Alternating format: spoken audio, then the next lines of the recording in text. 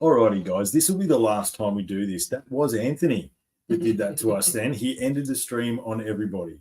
So someone comment that was Anthony's fault, okay? That had nothing to do with us or me or anything else like that. That was all Anthony. Oh, mate. There you go, Alex. Oh, great, mate. Third time's the charm, man. They say things come in threes. Yeah, third times. Yes. This is it. Third time's the charm, man. Yeah, and it definitely was Anthony's fault, that one. I don't even know. See, people are just like, what happened? We're not doing this anymore. Goes down again. Done. Finished. That's it. Sign. It's a sign. I've had enough. Mark's Shed Talk. Sorry, boys. No, Anthony did that. That was all Anthony's fault. He ended the stream on us and just got out of everything. So, yes, message him and voraciously insult him for all the things that he just did.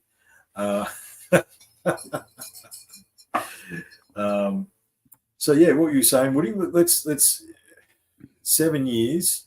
I was trying to think about when your first, because that is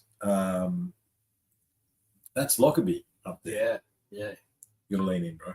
You got two mics there, mate. Can you choose one? Yeah, well, I was cut out from the corner. I had to move across. No, I know. We should have probably fixed the camera when I. That's right, but we're here now. So yeah, Lockerbie back in the old days. Because did we do episode 50? We did 50 out there. Yeah, we did episode 50 out at Lockerbie. We might have done one before it as well. Check 1, 2. Check 1, 2. Can you hear us, mate? Confirmed. Yeah, I'm all good now. All right. Anthony just kicked us out, man. Yeah, I saw that. Yeah, I was trying to think whether did you do one here before that, and then we went out to Lockerbie? No. I didn't come here. Actually, no. 50 was your first episode. I'm pretty sure. Was it? I'm pretty sure it was. Yeah. 50 was your first one. Because we did 2 out at Lockerbie. We did one down by the turtle hole. And we did one up in the shed. Yeah, we did up in the shed with Daniel. That's right. Yeah. Right. That was Daniel's first episode. That was the first time I'd seen Dan since high school. Yeah, that's right. Yeah. We came together up in the shed up there. Yeah. Do you know what's actually, I look back, right? Your first episode is a story of awakening part 1. Yeah. And we never did a part 2.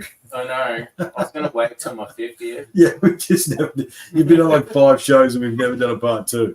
More important, bigger things were happening, right? That's true. Bigger things were happening. 7 years.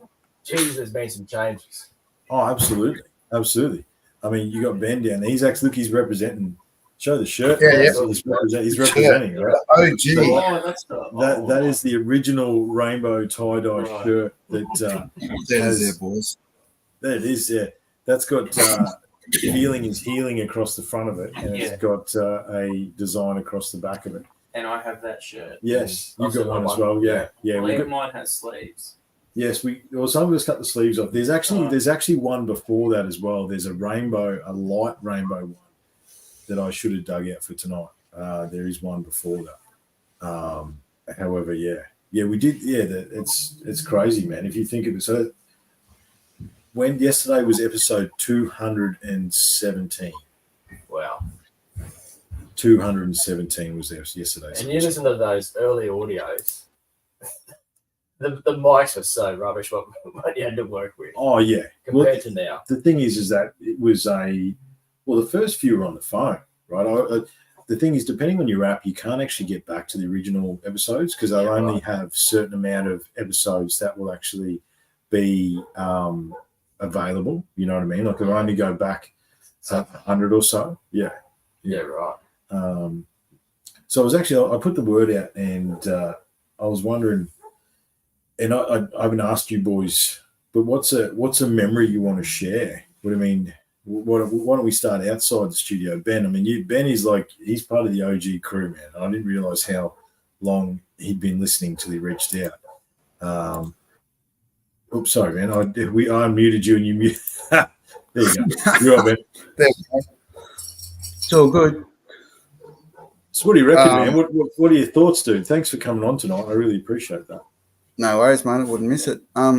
Yeah, well, unlocking the code came to me in one of my dark times, and yeah, from there it's pretty much been all light. Yeah, right. So how did you find us, man? Out of curiosity, how did you end up at unlocking the code? Do you remember? Yeah, I do. I was just sick of the media, sick of everything, and just want to listen to podcasts and just want to listen to a good Aussie podcast because I was in it flat out in the JRE, and then I just looked searching for something alternative, and along came Unlocking the Code, and there we go. Yeah, right. And that was however many years ago now. Because Ben's been down here. Him and Bo we did a show in here with him and Bo. What was that? It was a couple of years ago. That was a little 21, I think that was, mate. Yeah. I mean, it's crazy to say. Alex is sort of fresh off the boat, considering. Alex. How did you, Alex? Yeah. I mean, Yeah, well, Alex, last year I think it was. I don't know. Alex had been listening for a while. How did you find Unlocking the Code, man? Yeah, I guess much like Ben, like listened to Joe Rogan and a few other podcasts online. I was just sort of scrolling through and seeing what was around, and it popped up, and I was like, "Well, this looks good." So I started listening, and that was in 2021. So late bloomer, I guess. Do you remember what your first episode was? Wouldn't have a clue. I couldn't tell you.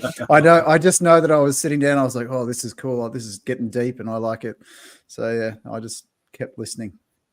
It's hard to remember when it's all quality. Eh? I know it's so far. Yeah, there's been so much happening. Is Clinton saying that hang on a minute. Did you? I just need to double check. Clinton says he smashed every episode in 2 weeks. Why did you do that to yourself? What do you do to yourself?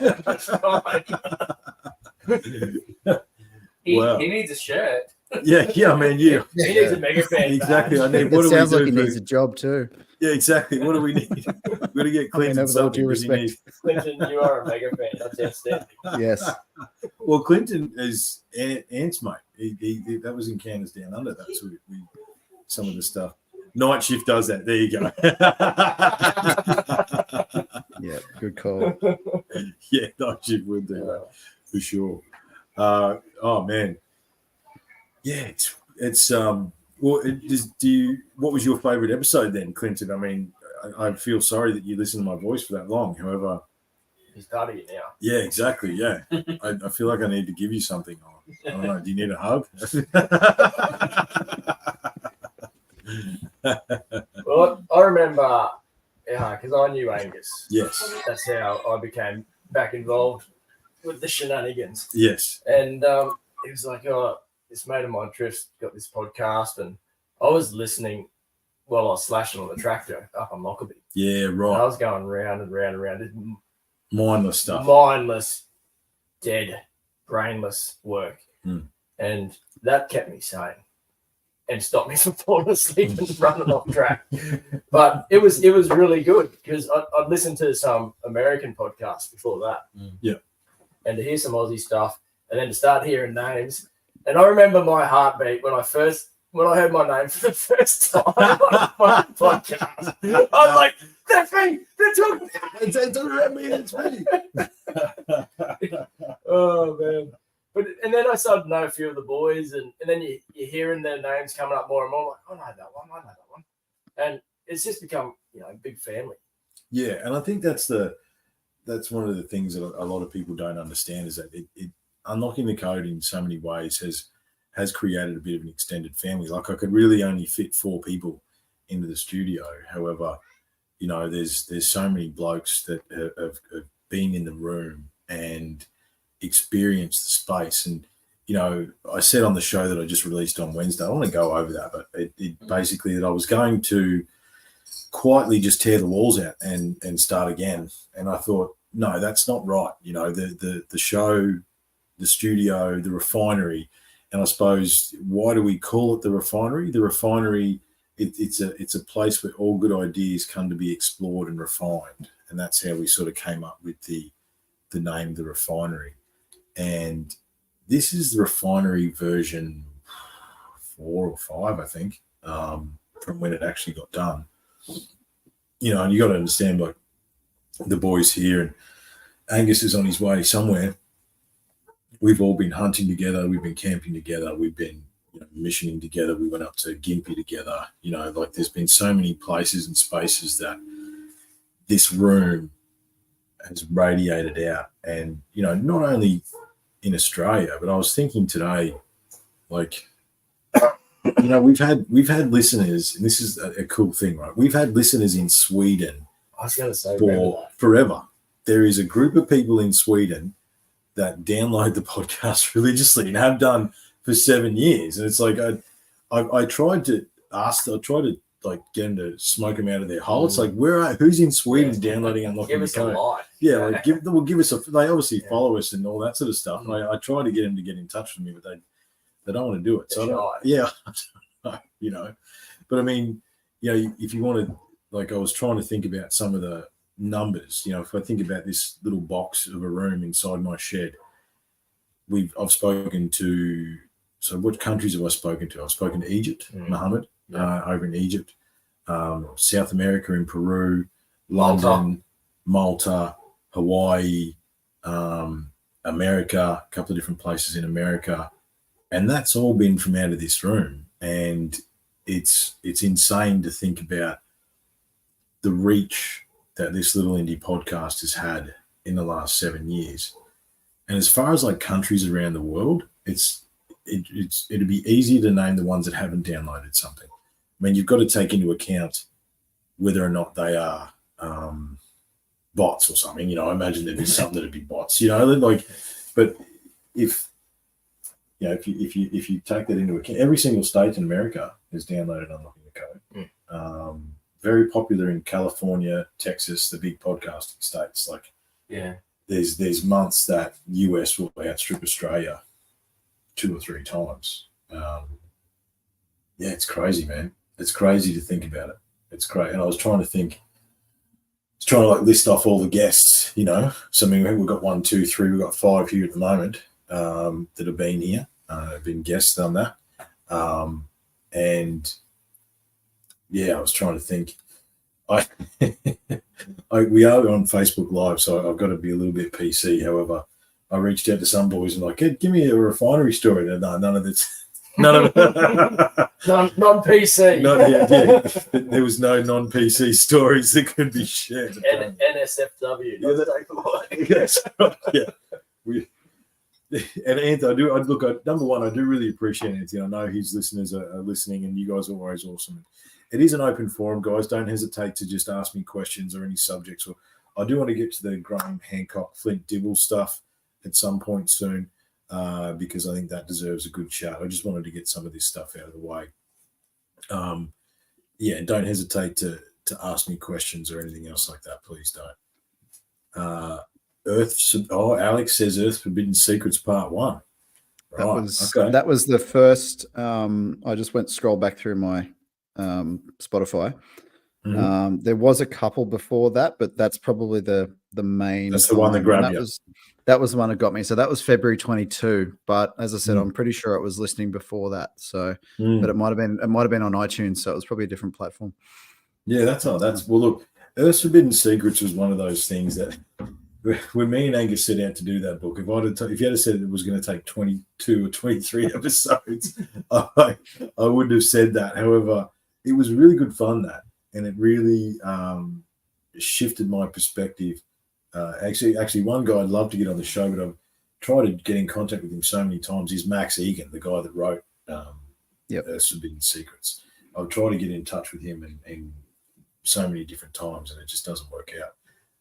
He's on different platforms, but the guests and I was trying to think about if I could choose a memory or a story to share, and there's too many. There's too many. I mean, there's been tears in here. There's been blood, sweat, and tears. I've had. And the thing is, it's like out of 217 episodes, there's probably been 230 plus recorded. We can, mate. We can, Mark, for sure. Yep. Yeah, I definitely can. 217 released. There's probably been 230 recorded. We've had a couple of people share some stuff and basically wig right out. And I haven't released the episode because basically they went to a place of deep sharing and it twisted their mind. And at the end of the day, it's like those people have really grown from that. However, there's no, the episodes didn't get released. For me, probably the moment, honestly, because the episode, the show is so megalithic based, it was interviewing the Egyptologist Muhammad Ibrahim and him panning his camera, and there is the Great Pyramid. Like I'm sitting in here and he pans his camera and there's the Great Pyramid of Giza. And I think that was, for me, a very good moment. I really loved the Gympie trips until the end. They were very important to me.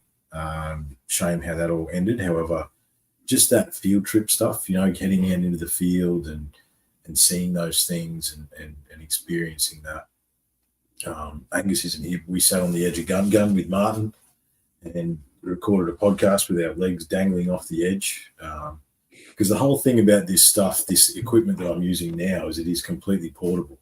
It has been portable for a long time.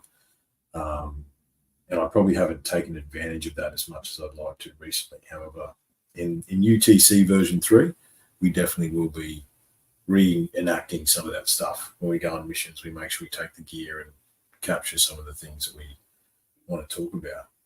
What do you reckon, Daniel? You have been a bit quiet there, mate. What's a memory of yours? Yeah, mate. I'm still a little bit bitter about that one time. I nearly got mauled by a panther that may or may not exist in Australia. I think we all know it does here. And so you want to share told me about it like months later. Okay, we can share that. He's been itching. You tell your side. You tell your side that you ran into. So this is out at Jackal's Hide. Hunting it's like ground. Yeah, private property that set up for camping, free for all, hunting.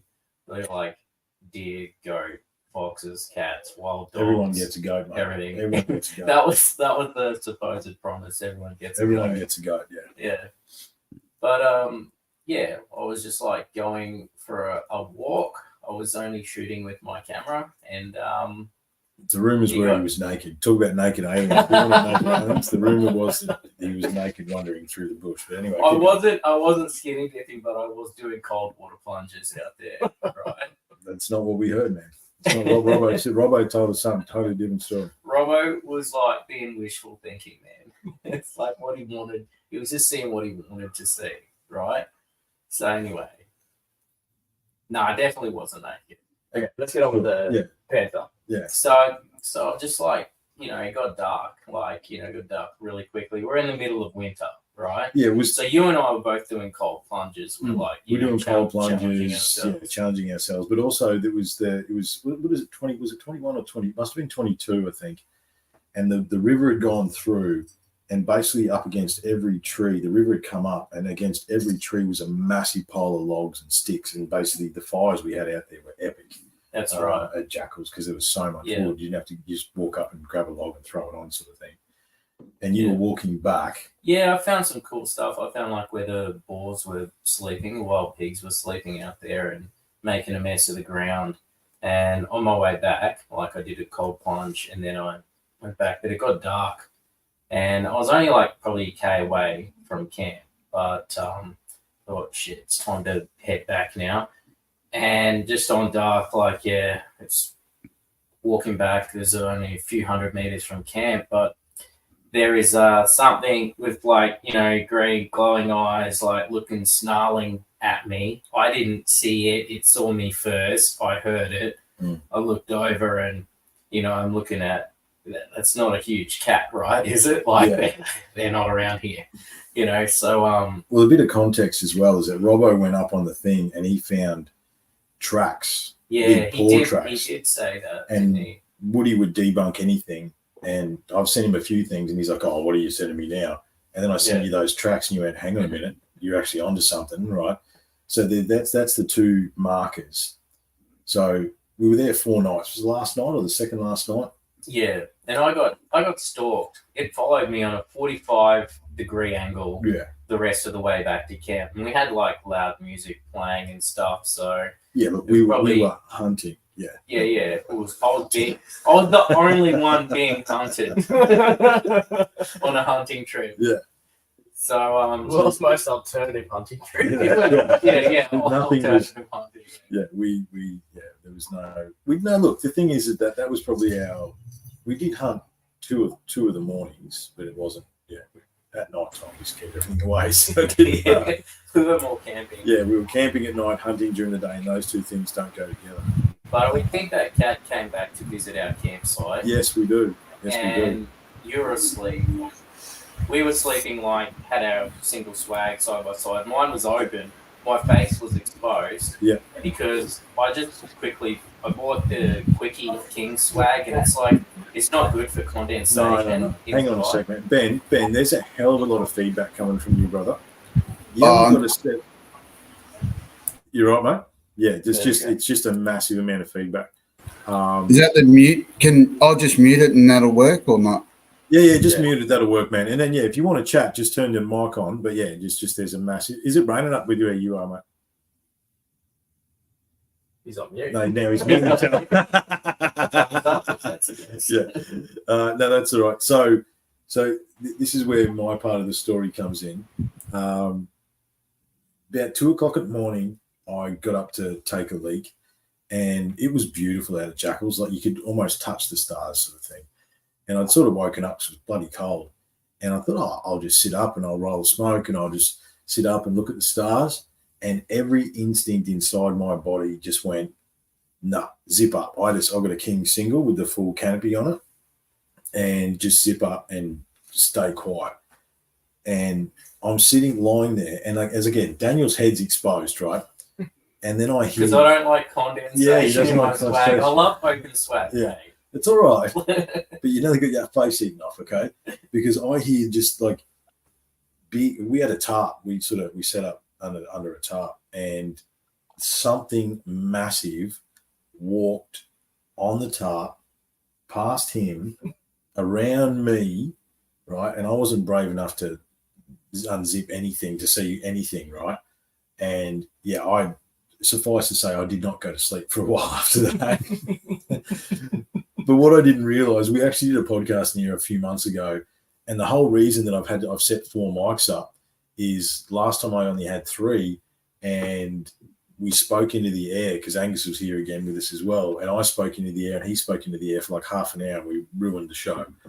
However, I didn't realize that I hadn't told Daniel that he nearly got his face eaten until he sat down there. He's like, what happened?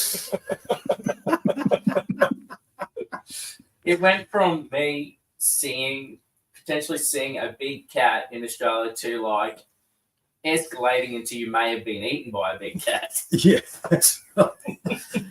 It would have sniffed your face, man. I don't know. It may have spooned me for 2 hours and then left. No, I didn't, because I was scared, because I was freaking right out, and I didn't go to sleep for a while. It went, because eventually I did sort of poke my head out of the swag, and there was something really big definitely walked past our swags. Yeah. You're right, Ben? Was there any smells at all, guys? Like anything smelt different? No. I did not crap my pants. No. That wasn't that sort of smell. No, the thing out there was, Ben, is that I'm just being told no audio again.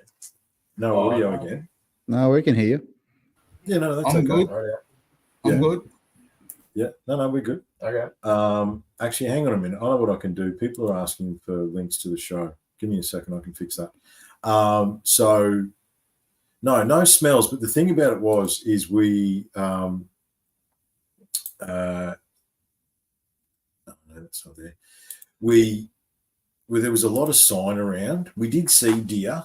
We didn't actually see goat that first time, did we? We never saw. After everyone gets a goat. We didn't see any goats. We did see deer. Saw deer. We saw a lot of sign, a lot of pig track, Yeah. a lot of yeah, look, we as I say, we did hunt for 2 mornings or so.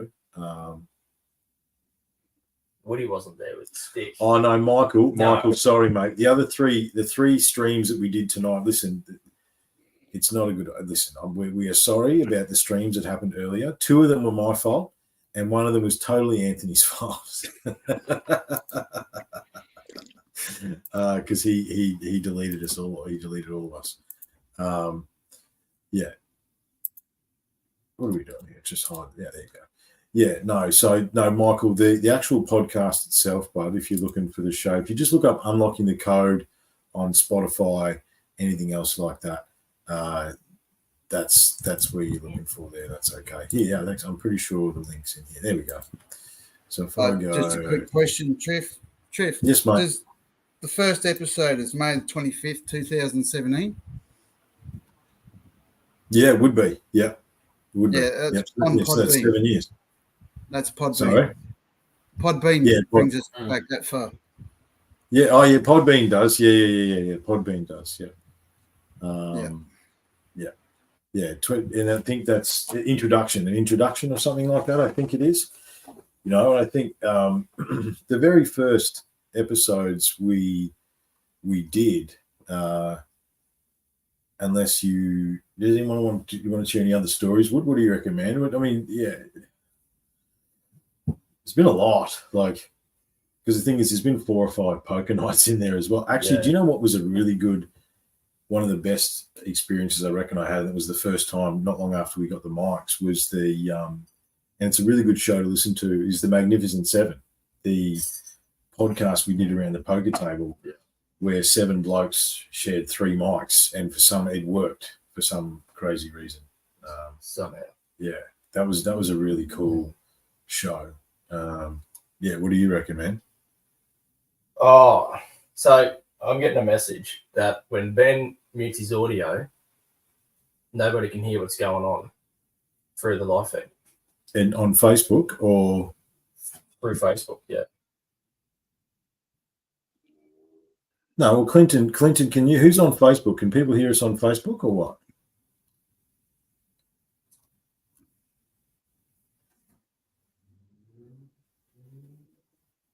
Because yeah, Ben shouldn't have control. It should just be his mic. Because Yeah, Alex right. is muted as well. Yeah, I can hear everything. Yeah, no, Clint says he can hear everything. He's on Facebook. Rightio. He's all right. Righto. Okay. Probably check the audio settings. The problem is that we have to pretend that it's us because we fucked it up 3 times in a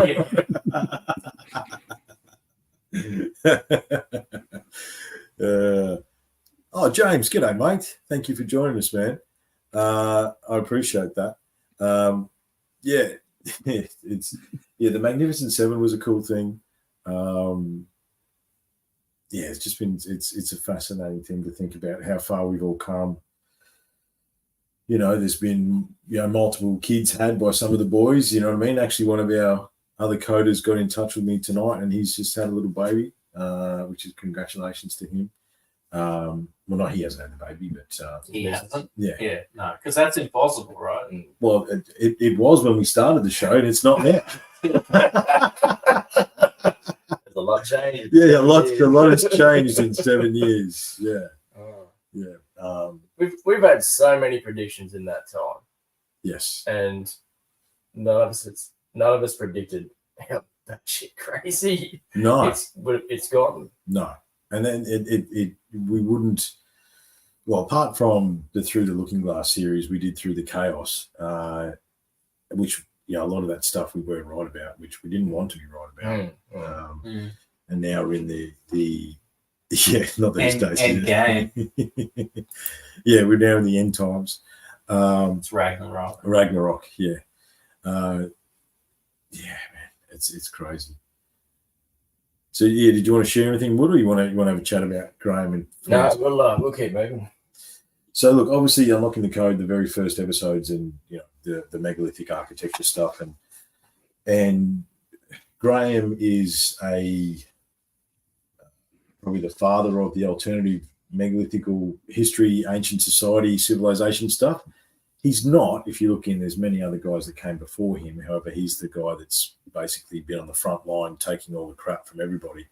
he finally got his wish and got and for those that don't know, got an interview with Flint Dibble, a seed archaeologist, to do the new plants on the Joe Rogan Experience. Goes for like 4 hours, and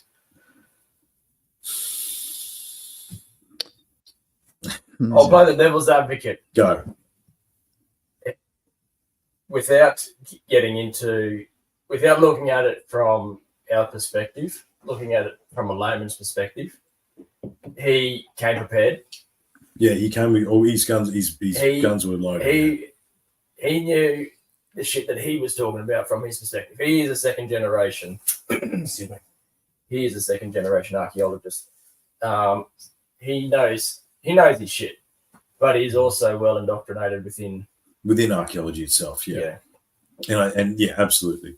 The whole Graham, that thing, like, I was excited for that, right? And I've read, Graham's got about 15 books. I think I've read at least 10 of them. I've read some of his non-fiction work and his fiction work. And, you know, a lot of his knowledge has, like, if I was to say, why do I do Unlocking the Code as far as from the megalithic point of view, it was listening to the JRE in 2014 out west in the gas fields. Yeah.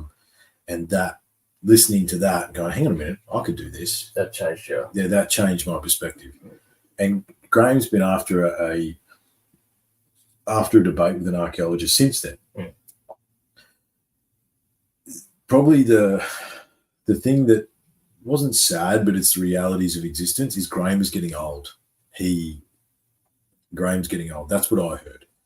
Graham of 2014 was a lot sharper and would have dealt with him a lot more succinctly and better, because some of the things that Flint was saying, you know, I suppose one of the questions, because obviously guys haven't been on the show or doing anything for the last few months, and, you know, obviously re-engaging. And one of the things that made me re-engage is that Flint Graham podcast, mainly because it turns out I've still got fire in my belly, okay, because I was pissed off.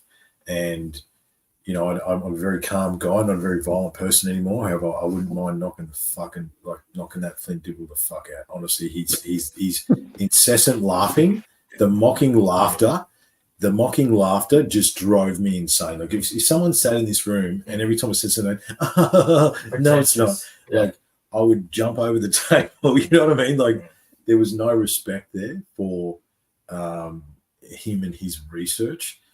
And one of the most ridiculous parts to me is that Graham actually said, so how do they build the Great Pyramids? And this is all you need to know about it. He goes, oh, I don't know, pulleys and planks and rope. It's like, okay, that's it. It's over. Yeah. You know what I mean?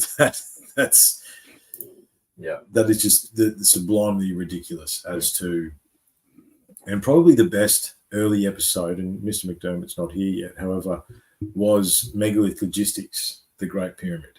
Was probably one of the better early episodes. We did a deep dive on how the Great Pyramid was built. However, yeah, Flint. And the thing is that what I find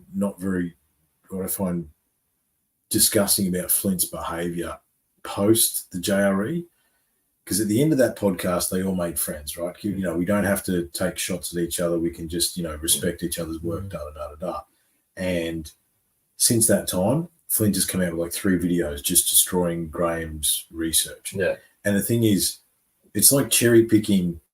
Graham's been at it since the 80s. Since the 80s, yeah. Right? He's going to get some stuff wrong. Yeah. And his book, Fingerprints of the Gods, honestly, it's got holes in it. The updated version, Magicians of the Gods, right? Yeah, that's the one, Michael, the dude wearing the cowboy hat. Yeah, that's him. Yeah. The Indiana Jones. The Indiana Jones hat, yeah. Yeah. Not, Don't claim that to be a fucking cowboy. yeah, I was going to say, you've actually got a real cowboy sitting right there, like literally. Don't. You get me answer. Don't stir him up. I got the booster. Yeah, I was going to say, he's got his boots on. He didn't wear his white hat because it wouldn't have fitted in the frame. That's it. Just being conscious of his headphones. I mean, that's actually a good example too, boys. You know what I mean? Like, you know, Woody is out from the bush. He is definitely a cowboy. You know, like the variation of blokes that have actually come together under one barrier here at Unlocking the Code is actually very cool as well, because it's the joint wanting of knowledge and just wanting to share knowledge and be open and learn from each other as well. You know, like that's I just thought about that, the various different people. I mean, we've got, you know, the blokes that are represented here tonight as well. Well, one of the perspectives I picked up from you guys is that I've learned a lot from listening to podcasts like your own, and I've formed my own ideas of, you know, things that could potentially happen. And none of my ideas I'm willing to spread as gospel. I'm always willing to be wrong. Yeah, absolutely. And learn something new. But you got to be damn good to teach me something new, to let go of something that I thought was correct. Yeah, you got to present enough edges. You got to have receipts. Yeah, absolutely. And, you know, look, that's one of the catch cries of the show is the only thing we know is that we know nothing. That's one of the catch cries. And, you know, I don't know how many times I've said over the years, don't listen to me, I don't know what I'm talking about. Because I don't. Yes, have I done my 10,000 hours with this megalithic research? Yes. However, we don't know, you know, and I think, you know, go back to Flint versus Graham. Flint's absolute statements. We have done a lot of archaeology in the Sahara. No, you haven't. No, you haven't. Yeah. You know, I mean, you could ask a question, but the thing is, when it became clear, hang on a minute. When it became clear that It's taking him 2 years to get here. Yeah. Oh, You're gonna have to make some room there. the big man. Daddy's home. Mate, can you actually pull that camera back a little bit? This camera? Yeah, that camera. Yeah. That's, That one. Pull it back a bit. yeah, pull it back a bit, man. And probably across a little bit. And go this way a little bit. Oh no, back in. Yeah. Now come towards me a bit. That way. Yeah, this way, yeah. Hang on. I've got some technical difficulties. No, I don't even Don't start. You don't know about technical difficulties. Okay? It's moving a lot left to right. Technical difficulties. You've cut my head off. That's been the catch of the night. Someone says it's like the Blair Witch Project. Yeah, that'll do, man. That'll do, dude. Something like that. Yeah, that's okay. Yeah. Yeah. We were just discussing that we know nothing, mate. Oh, yeah. How many? Woody wants 3 microphones at once. I love your shirt, mate. Yeah, Thanks, yeah, mate. that's the original. Come on, We're in front of the camera. I know. I don't. Now I can just. That's Show the us your shirt. that's the original UTC rainbow tie dye shirt. Yeah. Limited Your release. butt's glowing too, man. Oh, yeah. Your butt's on. That's my What? Oh, I know that one.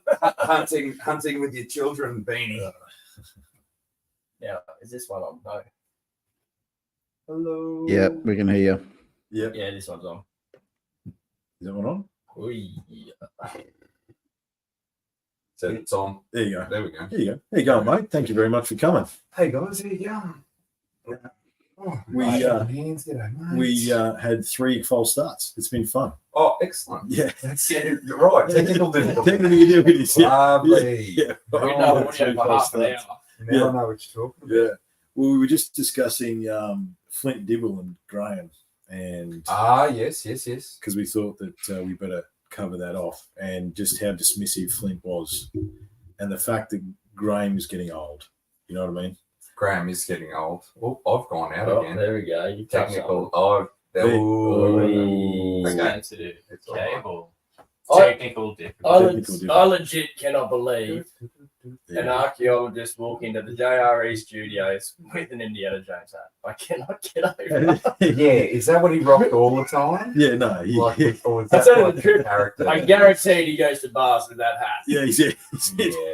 Oh, look, he grew up as a child idolizing something, Look where it got him. His But dad- the his fact dad that named him after a stone. the fact of the matter is, he's a seed dude. He's a plant guy. He's not actually.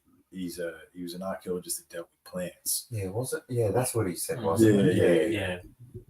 And one of the reasons he said there was no advanced civilization is that there was no agriculture. Now, Yeah. one of the times I was yelling, and the first time I listened to it, I did yell at the phone quite often. Yeah. But one of the times I yelled at the phone is when he's talking about that. What about the peat mats that are found in South America? The fact that South America has been planted. You know what I mean? Like Yes. it's been practically planted, and there's and agriculture. Again, archaeology is stuck in a dogma, right? They think agriculture would be, fences with seeds and rows and stuff like that. Even here in Australia, the early explorers talk of fields of different wheat. Like they were doing agriculture, but it's not as we understand it. Was there different patches with different types of edible plants here in Australia around? Another thing that's a misconception with the Indigenous is that they had city centres with stone huts and stuff like that. They had cultural centres, I suppose is what you would call them. They were walkabout tribes. However, in certain spots, namely where Australia's Stonehenge was, it was definitely one of them. They had cultural centres, right? And that's the reason we don't actually know that is because under the British doctrine, technically they weren't allowed to invade if a society was past a certain level. And that's how come they never said that they had basic agriculture and settlements and stuff like that. So they just come and destroyed it. There's also more to that as well, because there's also the reason why we weren't like Canada. And it's written in diaries where like the French never came in, like Britain was the only ones to colonize us. Yes. And the reason for that is because from the expeditions that they'd done, there weren't high enough numbers of natives to be able to put to work. So they didn't have a slave race, basically. Exactly. Right. So Britain held off colonizing until they had a need, until they had Irish to send here. Like the Irish have been the British's slaves all over the world, like Jamaica sort of thing. There's white Jamaicans. Absolutely. Yeah, indentured servants sort of thing. So they held off until they had enough prisoners, and hence why our ancestors were sent here for loaves of bread and stuff like that. They're kind of making up any old rules to try and stop the new colony. Yeah, get on the boat. Yeah. Because we need workers to then go and work under the redcoats sort of thing. And that's so I've been told as to why the Dutch, the French, the Spanish didn't fight for Australia like they did everywhere else. Is because there was nothing It's there. because as far as they were concerned, there weren't enough people. It was too labor intensive to break the new land. Yeah, right. Whereas there was larger populations, at least visibly, in other places in the world, other countries and stuff that they went to, like the Spanish and the Aztecs, right? They enslaved the population. Yeah, not only was there treasure, but there was people and there was gold and there was everything else like that. That's it. Now, just another input before we get too far past it. You're talking about agriculture in Australia. Now, Woody will know this one off the top of his head because it's something close to our heart. Is Bush Tucker Man, Les Hiddens. Yeah. He did a whole series where he followed explorers' diaries, and this is like the late 80s, early 90s. And you can get some of them on YouTube now, can you? Yeah, you can, because I've rewatched them, and that's why I'm telling you this story now. I can't remember that far back. Yeah, exactly. So I've rewatched some of them, and there's areas where he's recounting these British explorers' diaries as they push up through Western Australia and Northern Territory, and they're pushing up out of like Melbourne, basically.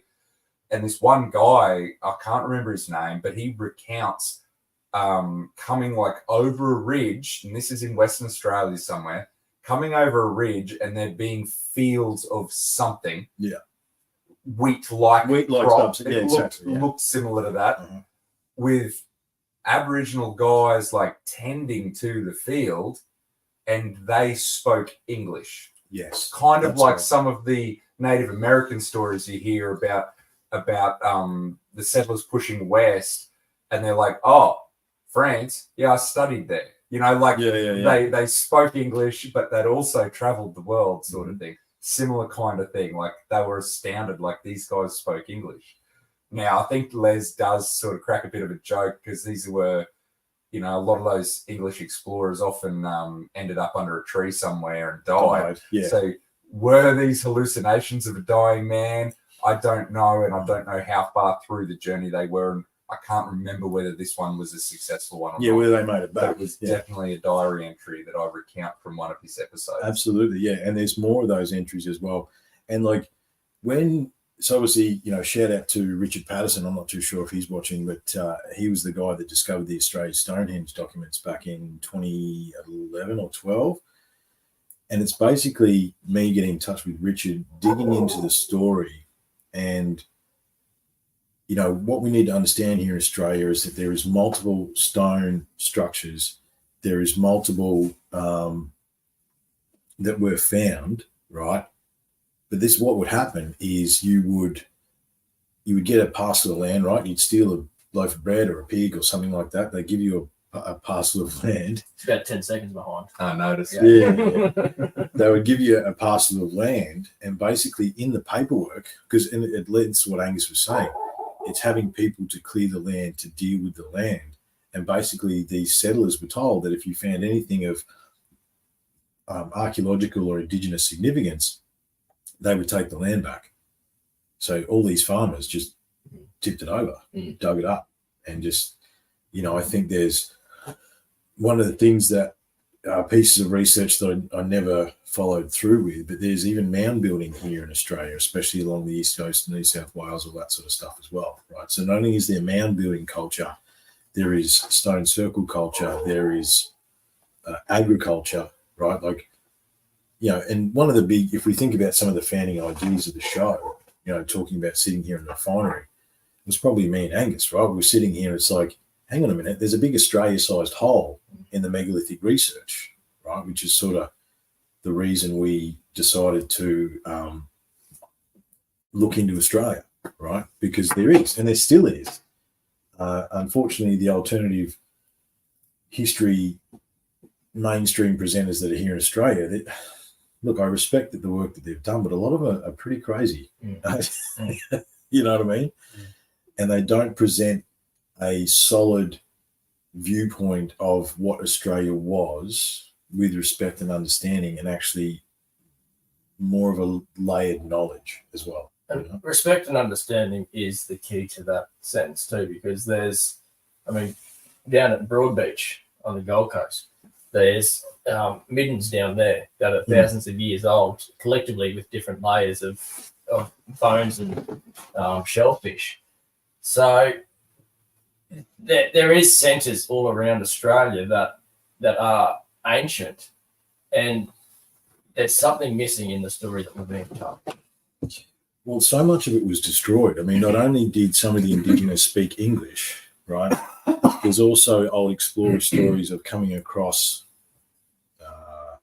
tan, red-headed, blue-eyed, almost white Indigenous, right?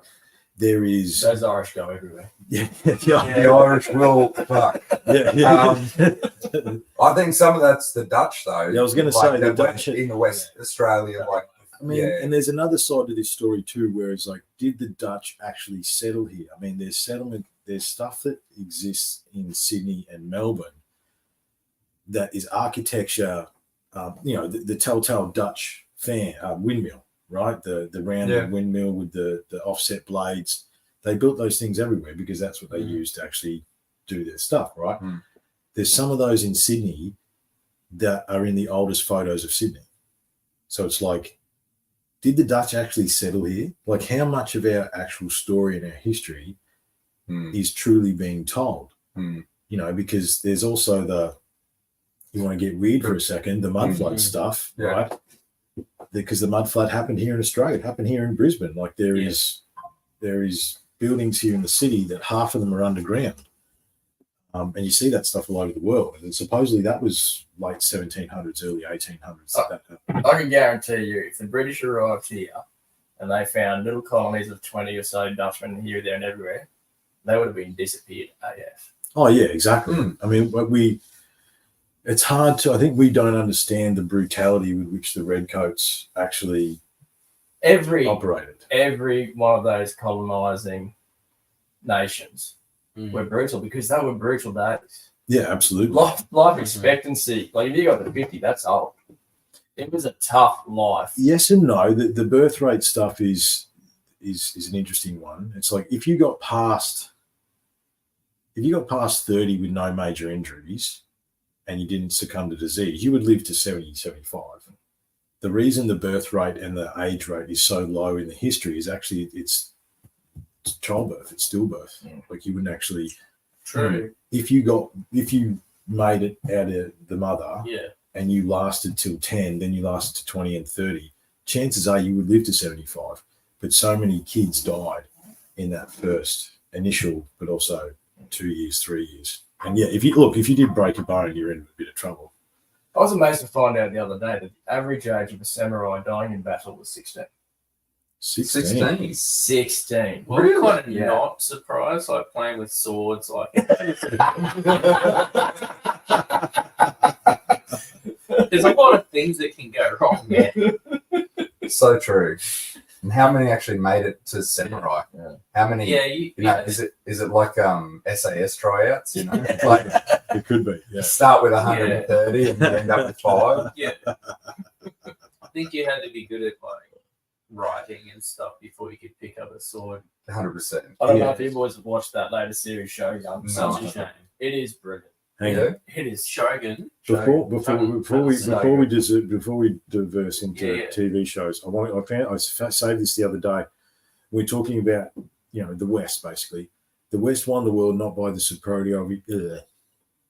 Superiority. Rusty. The West won the world not by the superiority of its ideas or values or religion, but rather by superiority implying. It's best not So- to draw attention to it. Just I know. keep going. No, One more time. The West won the world not by the superiority Keep going. of its ideas or values or religion, but rather by superiority of applying organized violence. Yep. Westerners often forget this fact. Non-Westerners never do.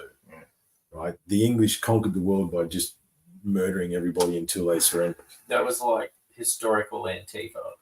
It's Well, way worse. Where did you Dude, Antifa's. Wow. That's been gone for a while.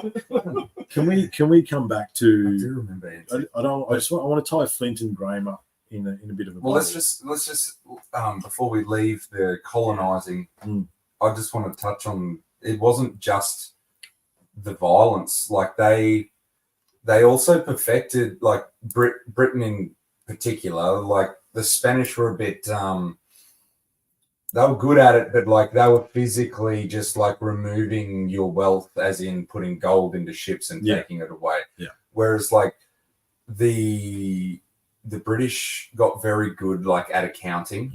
So they would like when they took like invaded India for example, they actually looked at like the GDP.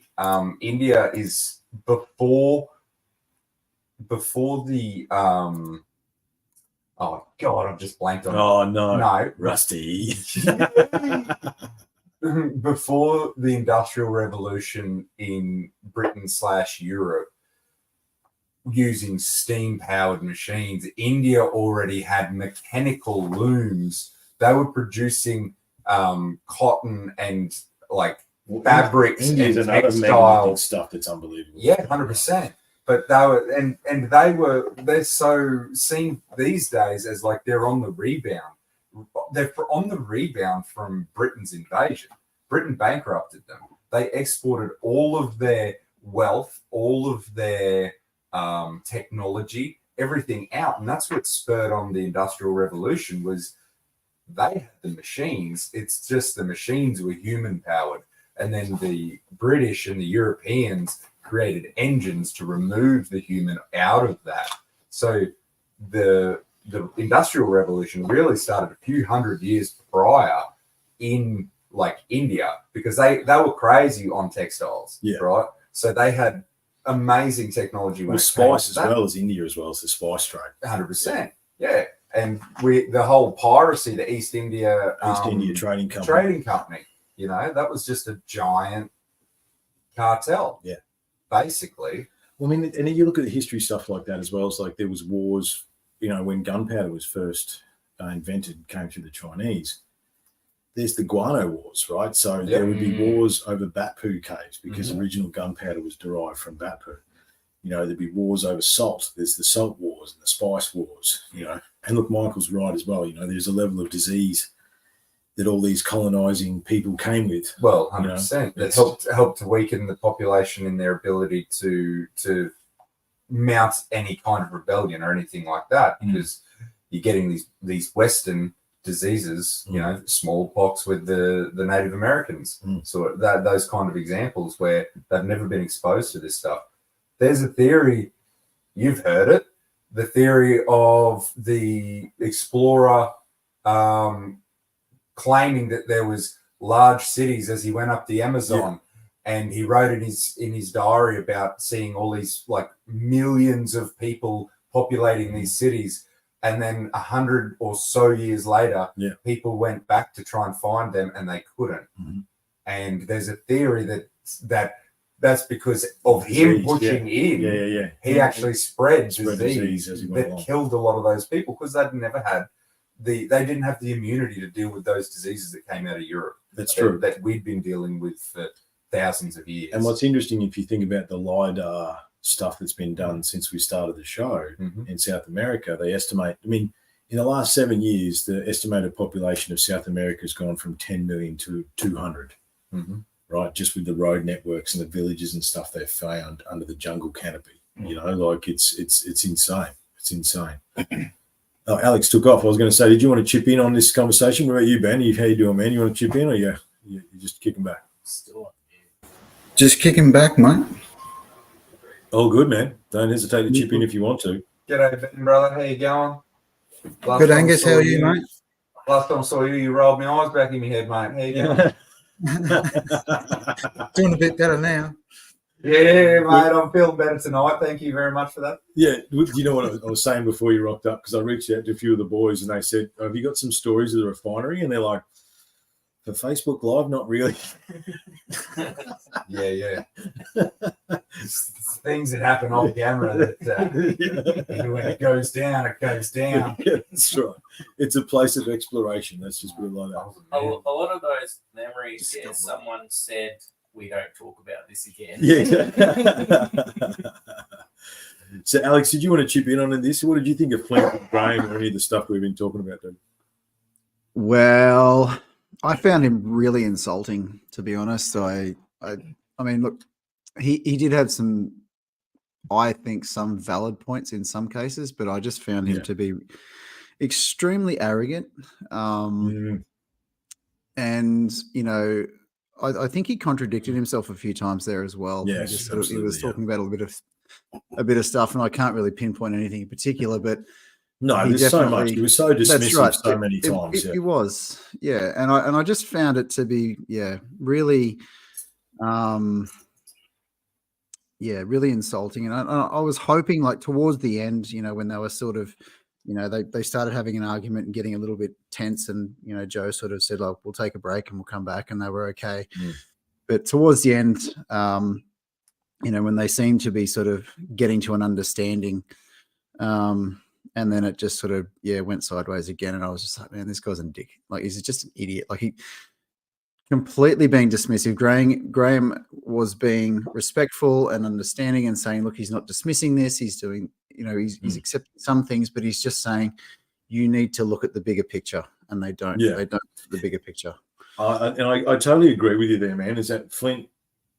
What I reckon, I thought that Flint's obviously got a team of archaeologists behind him that have cherry picked 40 years of research and said he's wrong about this, he's wrong about. But even the stuff they cherry picked was not actually. There's so many. Again, that's why I said Graham's getting old, because Graham of 10 years ago would have been able to go bang, bang, bang. No, mate, you're wrong, because that's what I was doing. His recall was a lot better. Yeah, he's a bit slow on the draw these days. Yeah, because that's what I was doing in the yelling at the phone. No, you dickhead. This, you know what I mean?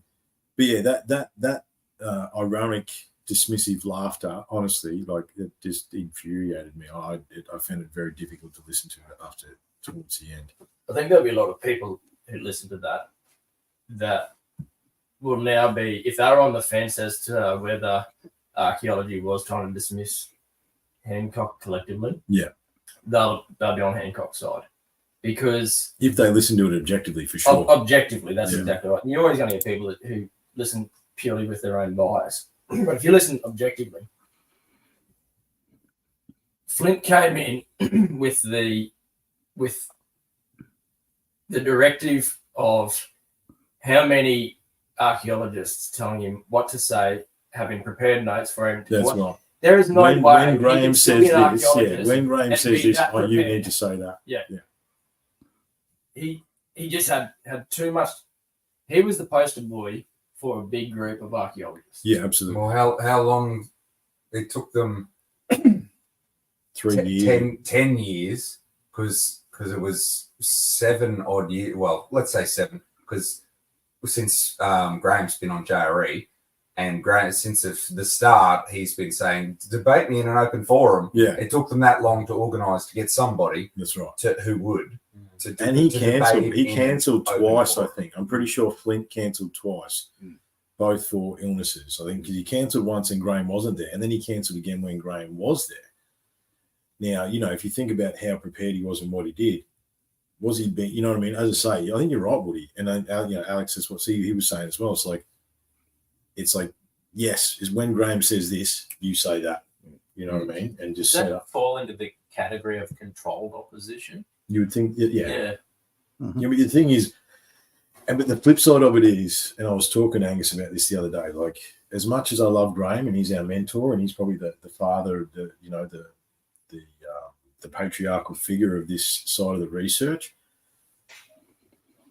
the ongoing research into some of his work, it's not all crystal clean either. You know what I mean? No, but both sides of the coin are utilize similar tricks from time to time. Like when you read into the what was the book that the Serpent Brothers did about the forgotten human bloody past forbidden history of humanity. Of Michael Cremo is the name of the author. Forbidden History, I think it might be called. Yeah, so they were listing out how different things were found, right?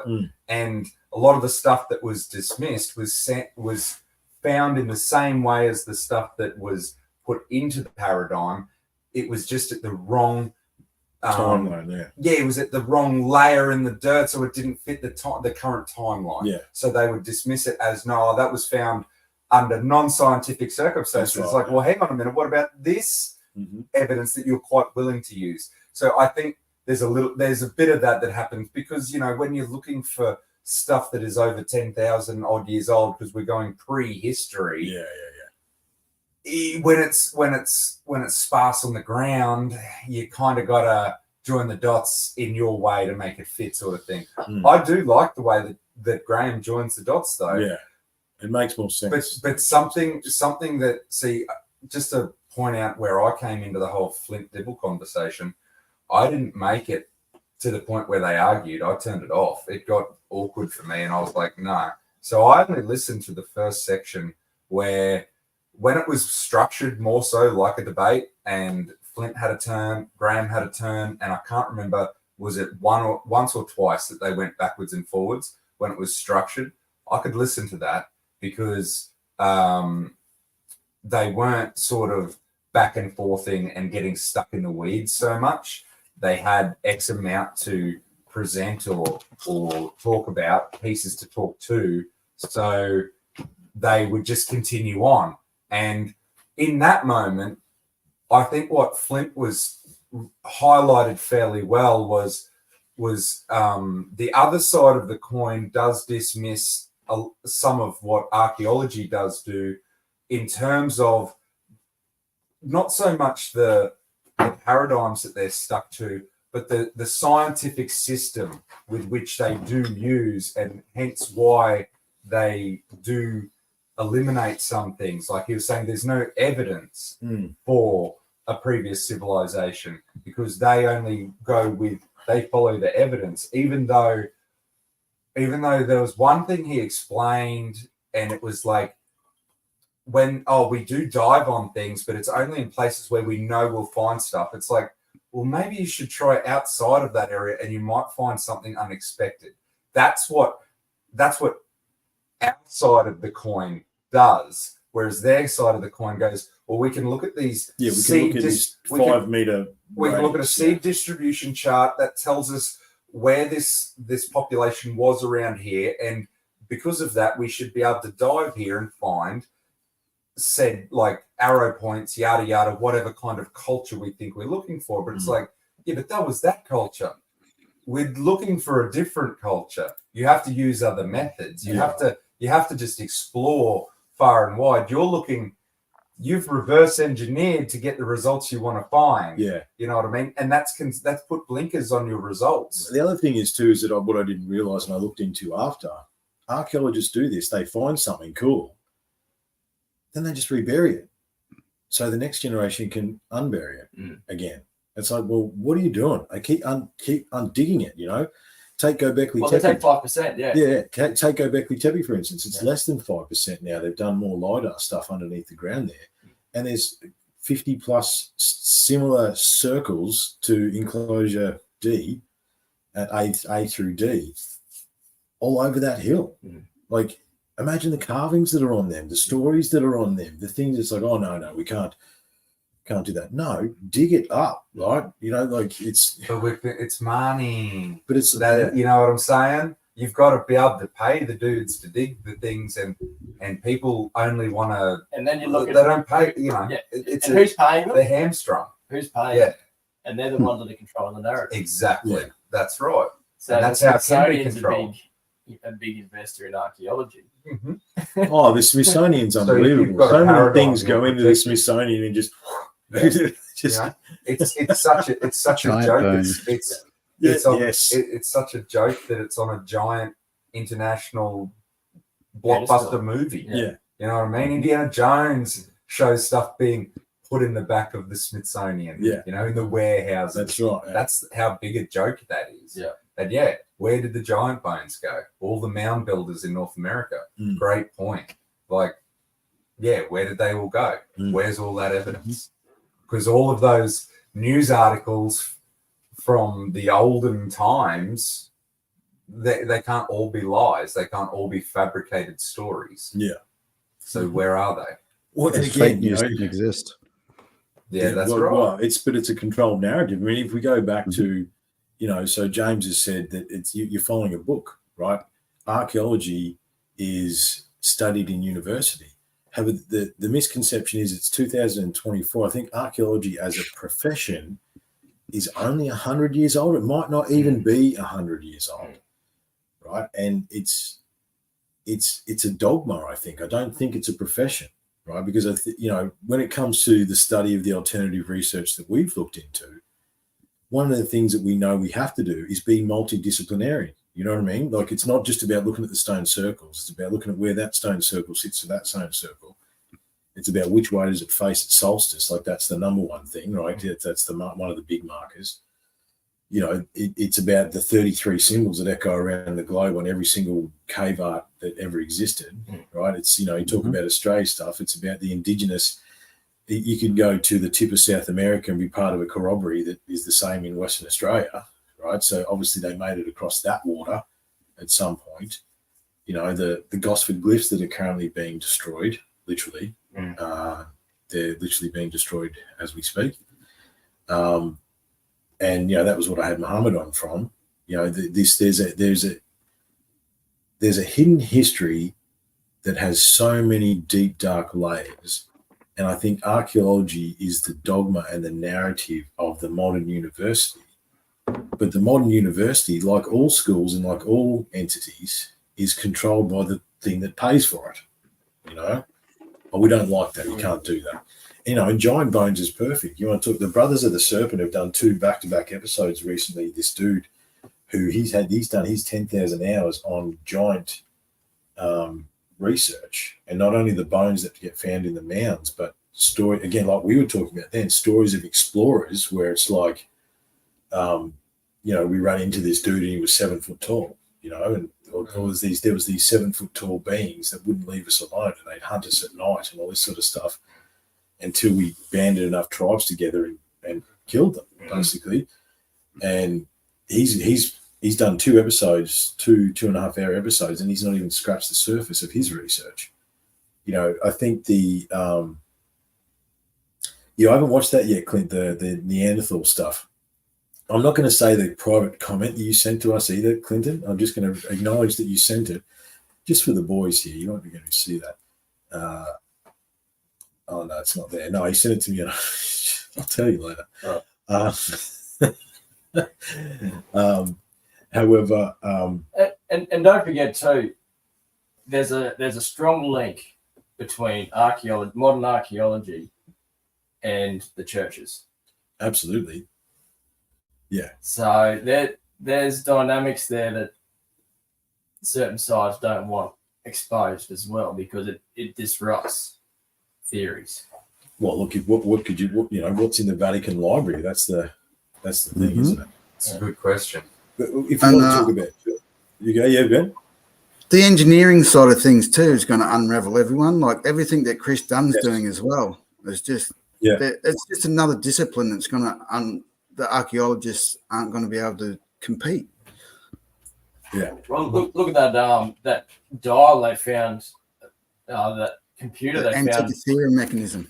Yeah. Yep. Like they can't explain that one. No. Well, I mean, if you just to dig into the engineering, the Antikythera is an interesting one. I've actually got half a slideshow somewhere. So when you look at the Antikythera, it's an amazing. It's obviously an early computer, but going to like taking a similar perspective to Chris Dunn, in order to make a machine of that precision, you have to have a machine Capable of producing of making the machine, and then you have to have the technology in order to measure the fact that you've got it right. Yeah. You know, how do you get to there, right? I mean, I think the Antikythera supposedly is 2,000 odd years old, found in a shipwreck. However, it's actually the latest Indiana Jones, the Dial of Destiny. That's the thing. It's not a great movie, but it's interesting stuff. I'm not saying the. But that 2,000 years ago was that a relic? Was it a relic that was harbored, and valued? Was it a piece of tech? Was it something that something left over that someone knew how to use, and it was passed down through a lineage sort of thing? Well, think about what's the old school idea we had, that they built the pyramids because they had an iPad that still had a solar charger. Remember we had that idea like 7 years ago? It's like someone still had an iPad that had a solar charger, and it had the plans on there. And then, because in Egypt and in every single one of these megalithic cultures, the deeper you dig, the better it gets, which is not the way it should be, right? If we're following evolution and how awesome, the awesomeness scale. The older you go, the better it is. The older you go, the better it is. So it's like our theory back in the day was someone had an iPad with a solar charger and it just ran out. You know what I mean? And then they were just trying to copy. Planned obsolescence, they were just trying to copy it. Because there is obvious evidence. Again, you talk about the machine that makes the machine that makes the machine. The thing about, so we talk about Baalbek, right? And the Trithian, the 1,000-ton stones at Baalbek. Cool. How did they move them up to the top of the hill? It's amazing that they're there. Unbelievable. Very pretty. Absolutely. How did you get them from the quarry to the site? Because that was my expertise. I was in logistics for a long time. And it's like, you boys have been on road crews. How dense would the road pack have to be to have a machine to sit a 1,000-ton block on to roll it or move it or drag it? Well, not only like it's not always just about the substrata. It's like how he's spreading that weight. That's right. Because if you don't need it as compact and as hard, if you can spread that weight across a larger area, to stop it from sinking into the ground, basically. So how are you transporting it on these like rollers and stuff like that? Like, is that how you're doing it, or are we looking at sound vibration or something? Or are we pouring them in situ? You know what I'm saying? Like, have we got a way in which we can excite the particles with sound or some kind of vibration or something like that, to the point where you can like magnetize it, sort of thing, to the point where it becomes a liquid, and you can pour it in situ. That way, you don't have to cut all of it together as one. Who knows? I don't. Yeah, that's where the great mysteries come in. What do we got? We've got an exclusive from Chris. We had some guy here in New Zealand that made a new kind of steel a few years back. He worked in a steel mill, and people caught sniff of it and asked him what the metal he made was made out of, and he didn't tell them. He ended up being murdered. Oh, look, he ran into a tree again. These people, they had trouble with that, and then they took all the work from his house. Shooting yourself twice for suicide. You're right, Ben. Very common. Yeah, I was that Yeah, one in gotta New make sure. Zealand. Was that the guy that could boil water with a machine? He just dropped in it and it just boiled straight away. I don't know if you ever seen that. That was in the early 80s. Yeah. Wow. So there's so many variations of technology of that sort of stuff as well. You know, like it doesn't surprise me that happened. And yeah, as Angus said, you know, when those people commit suicide, they shoot themselves in the head twice. Just you got to be In the back of the head. in the back of the head, yeah, because you got to be sure. You got to be sure that Sure. yeah, it's like no one snitch on Boeing, by the way. You don't want to get Clinton. Yeah. Yeah, look, the logistics and the engineering aspect of what this subject and these topics are, I think, is probably where we've ended up here, because it's like, yes, it's the stones are pretty and the carvings are pretty, but we tried to look at it from a different perspective. We tried to zoom out a little bit and see the engineering side and see the logistical side, you know, because it's like, as I said before, Graham said to Flint, how did you build the pyramids? And they're like, oh, levers and pulleys.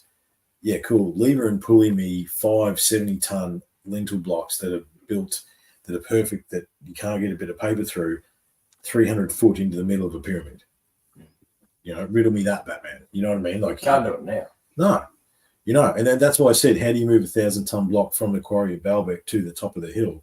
We couldn't do it today. There is no crawler crane. You know what I mean? Like, it'd be very, very, very difficult. And the infrastructure and the road and the machine would have to be custom built in order to just place one of them.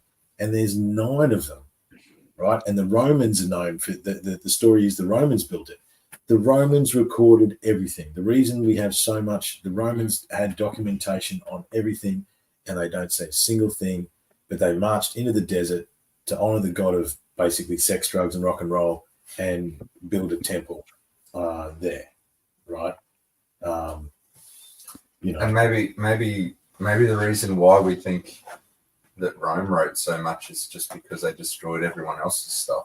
well, that's right. Maybe we're still living under the empire of Rome, with what was left over, remnants. the remnants. Well, the remnants of because Rome. let's not remember let's not forget what Woody brought up just a minute ago about religion being behind this, and what was the prevailing religion?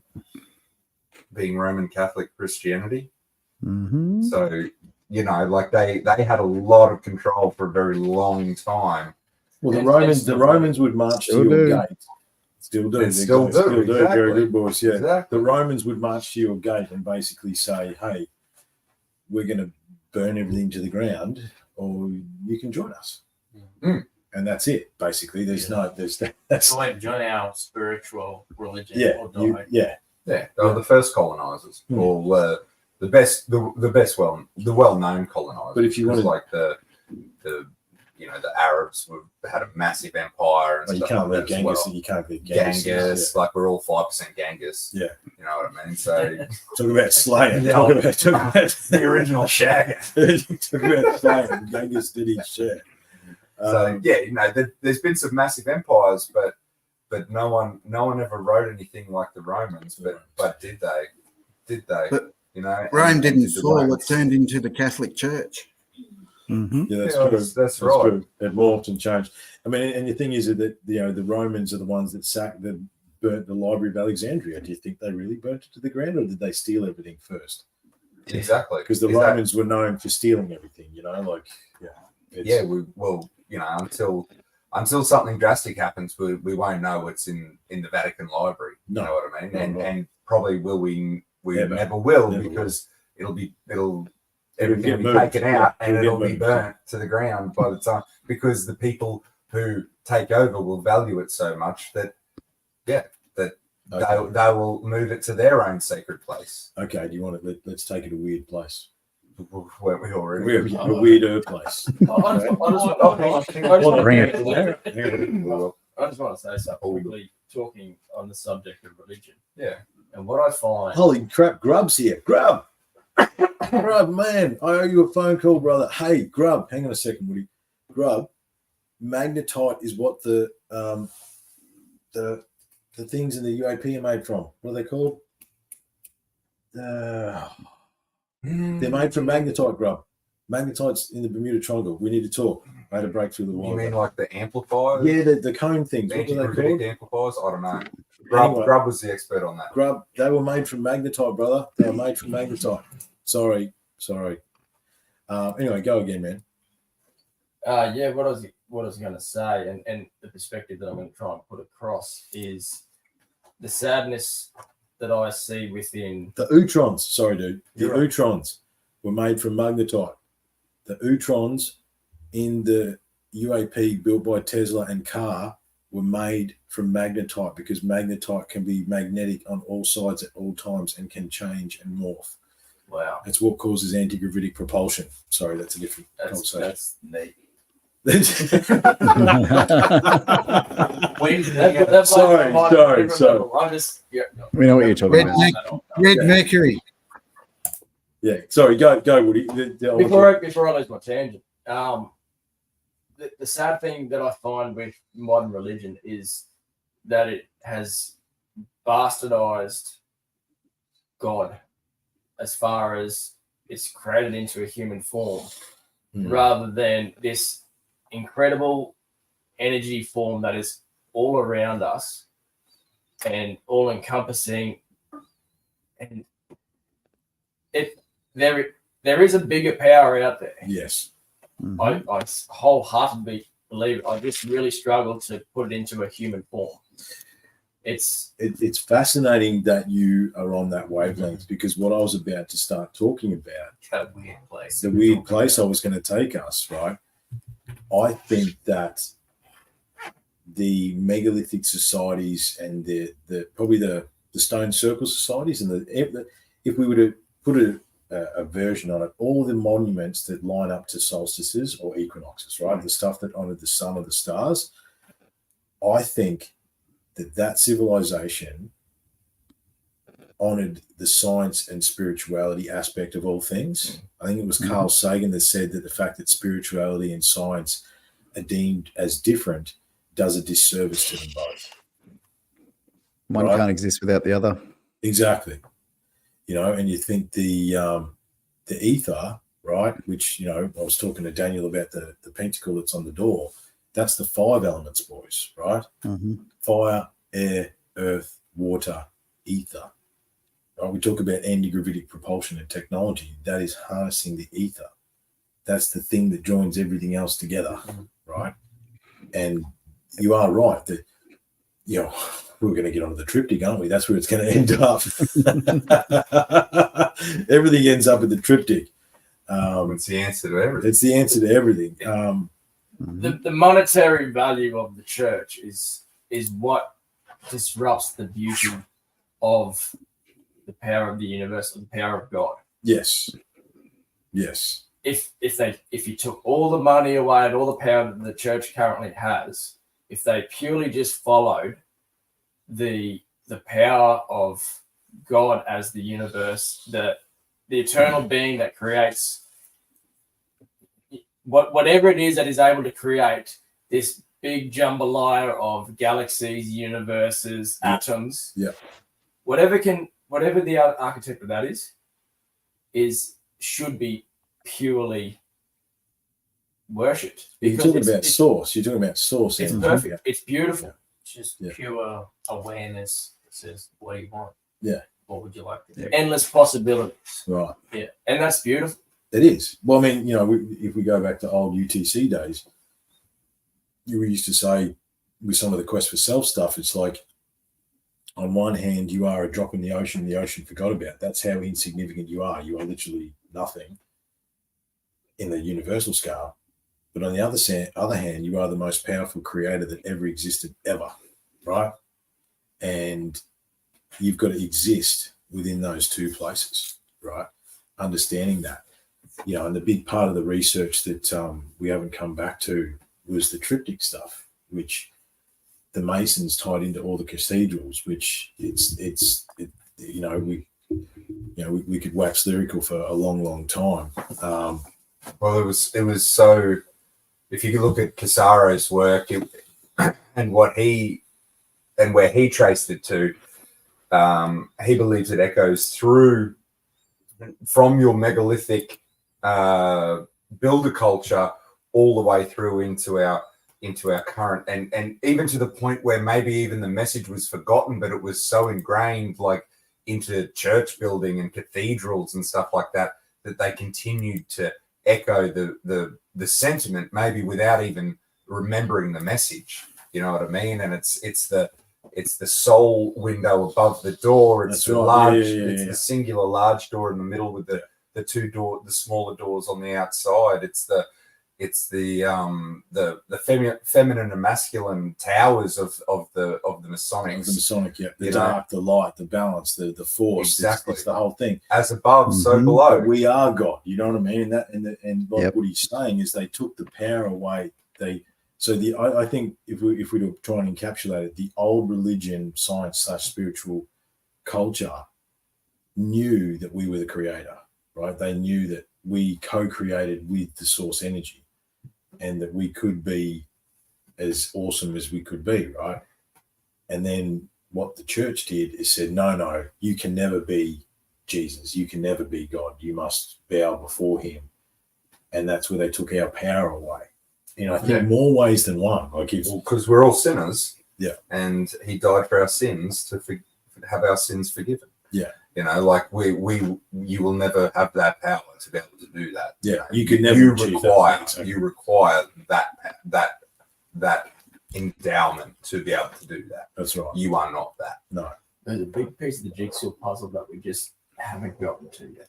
Well, I think it comes like this whole creator thing. Like this is just something that stirs in the back of my mind. Tell me if I'm right or wrong, or well off the mark or not. But the whole, I think the whole like manifestation thing actually goes way deeper into the human race than what we think. We think about like manifestation on a personal level, but if you were to get a whole community manifesting the same thing, then I think you can hit like a critical mass, and things just happen. I think that's where like the power of God in us actually exists is in the masses, all sort of vibrating, if you wish to, or just thinking the same thoughts, manifesting the same. Where do you think the power of the church come from, man? How much energy is put into that cross? Yeah. Right. How much energy is put into the Star of David? How much energy is put into the Islam, the Buddhist? Well, I just want to let's take it away from the religions right now. Let's think of something that has just become it's become expected, right? So science copies science fiction. Like we're all used to that, right? But what if that's actually something that happens in us when it's something that's required in the population, whereby dreams it, and then the theorist and the practical engineers. You know what I mean? Someone's dreamt the idea. Yeah. So then so an author, a lot of authors speak about like things being brought to them in downloads. We've all heard the download sort of stuff about guys having massive like lists of patents and stuff like that, because it's just they weren't my ideas. I downloaded it from the Muse. The Muse gave it to me. The author writes the book, but it can't be put into practice. That book now has to become popular. Yeah. Then millions of people read that book, and millions of people get on board with that. Then they manifest that idea. And manifest it to the point where a engineer can create it, like a scientist can prove it's possible. What if none of that happens? If that guy didn't write that book, it all just filters through. What if that's what's actually guiding guiding our path. Now relate that to the Simpsons predictions. Yeah. No, You're right. it's a very similar kind of. Absolutely. Everyone's absolutely. watching it in a relaxed state. Yeah. This happens. And then has that altered the timeline?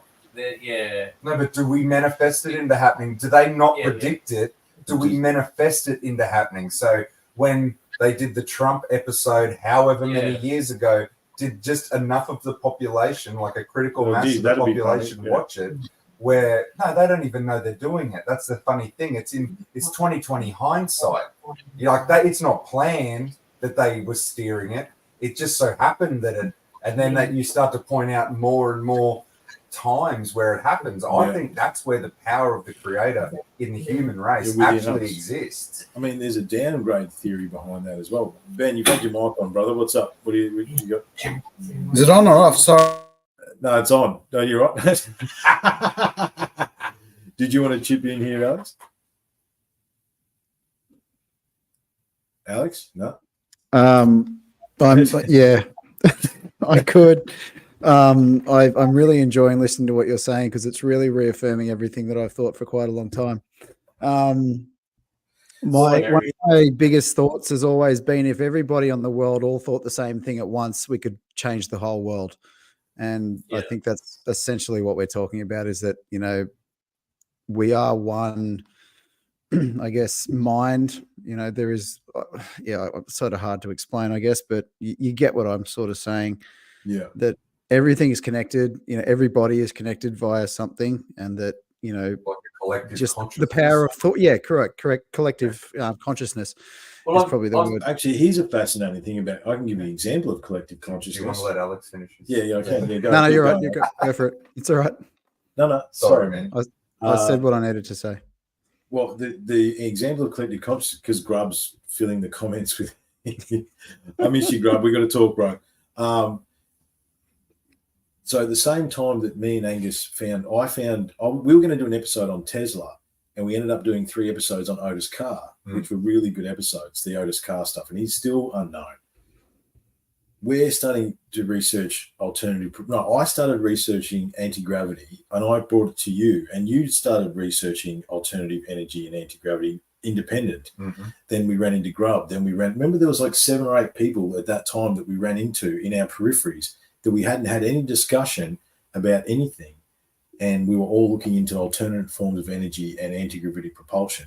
And we postulated at the time that what if that, as you say, the ether has gone, okay, we're just going to drop that into a percentage of the people that are open to that and want to look at that. We're going to drop that into their consciousness and see what they do and see how they explore it, right? So is that the creator that Woody's talking about? Is that the source energy that everything comes from? I mean, there's been so many times here at Unlocking the Code where, and we've spoken about this, Angus, we know a good podcast because when we get off the mic, we're not entirely sure what we said.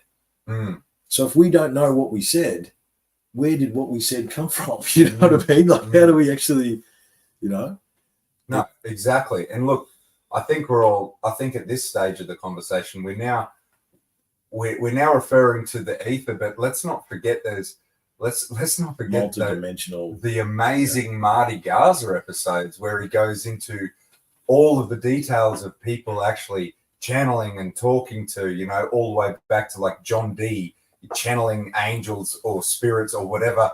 As Marty says, these terms are only placeholders because we don't have the right word. And it goes from that kind of thing where John D wrote the Emerald Tablets and stuff like that. But then it also goes into the stories about the lady with the brain tumor who was like even insignificant people, that were contacted and be like, hey, we think you should go get something checked out. Like just go here and that kind of thing. So it almost brings a personality to the ether. It gives a name to the face, sort of thing. It's like it brings. Well, it's the muse, isn't it? It's the muse. It's the. Well, it turns it into from like a collective consciousness, and now it gives it the panel of 9 or or Thoth, or it gives it Akashic these records. it gives Are you it these- accessing Akashic records? yeah, or it gives it previous- these entity sort of But see, then you go, characteristics where they're downloading onto humanity, and guiding humanity, sort of thing. So where where is it all? where is that? And then you couple with the fact that so there's another idea as well with all of this stuff and all these discoveries that we're making. So we now know that DNA strands store more data. Like it's like a terabyte. I can't remember the numbers, but it's terabytes of data can be stored on a DNA strand. So then we need to actually have a conversation about genetic memory, right? So are you bringing stuff through your genetics and your DNA and your lineage of your people? And that makes sense, right? But that's just the earthbound stuff.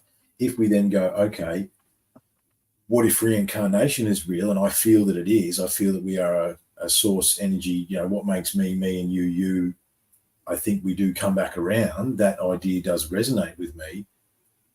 How much of these fragments are you bringing back with you? And then how long have we been going round and round and round? So if you are bringing ideas, not only for technology, but ideas on spirituality. And I think one of the lessons of UTC for me, like dealing with all the awesome people that have, here tonight and all the listeners around the world, we're all trying to get up the same mountain. Alex said it perfectly. He's like, you guys are just echoing some thoughts that I had for a very long time. We're all trying to get up the same mountain. And it seems to be that there is a collective consciousness aspect to it. It's like, well, these ideas resonate because the truth resonates. You know what I mean? And I think there's an aspect of that as well, for sure. I think there's so many different forms of consciousness. Your cells have their own consciousness. They're like doing things. You don't have to think about it. It's self-generated. That's right, yeah. But then you've got your individual consciousness. What you're talking about is you're tuning into MASH consciousness. You're becoming more aware of this greater consciousness. And if you can access, there's something to be said for flow state. Flow state has been felt in this room. We've all experienced flow state in different adventures that we've been on and been a part of. Yeah, that's like when you're in perfect alignment. You just let go, and the universe just sends it to you. Before we move too far into the flow state conversation, though, I just wanted to touch on like Mangold's thoughts there about like our cells having consciousness and stuff like that. So when I said before, as above, so below, what if we and Woody was mentioning, galaxies mimicking atomic structures and stuff like that. So what if our thoughts about dimensions? What if our communication with these interdimensional beings, or maybe higher consciousnesses or other things, is just that next level up in magnification, or next level down in magnification? So what if we're all just part of like the structure of some giant being, right? That our universe, the universal tapestry. Our universe is only like a molecular structure inside the body of, right? So, and we're inside a locker in an airport. Thank you, Men in Black. So all of those universes are structured next to each other. So when we're communicating with the next dimension, what if we're only communicating with, let's say, in the realm of things, because everything in the realm of things, like we are the mitochondrial DNA, and we're actually only just communicating with the cellulose cell wall around us. That's right. You know what I mean? That is the next dimension. Well, the visual spectrum, we don't see 97% of what's going on around us at any one time. Well, that's because we're just DNA. Yeah. And then inside us, like we were saying, there is DNA, because everything just is a repeating refraction upon itself over and over and over again into infinity. Well, you talk about DNA as well as what's the medical symbol for all the ancient cultures? It's intertwining snakes. Yeah. And we didn't figure out that DNA looks like intertwining snakes until the 40s or 50s or something like that, when we actually did that. So like how many times has society been, like how like advanced society like we are now, but maybe not in the same realm. We're we're very materialistic. let's not get stuck on that, but like electronic. Yes. We're very electronic. You know, What we were. We morphed into electronic and mechanical, I suppose. Yeah. But we were always like a potential interkinetic energy kind of being is what we are. So, but what if there was like the previous was like a sound based society, utilizing energy waves through that to propel things instead of that? And how many times, when you were saying before, you know, it feels as though things are very cyclic. How many times has that reoccurred?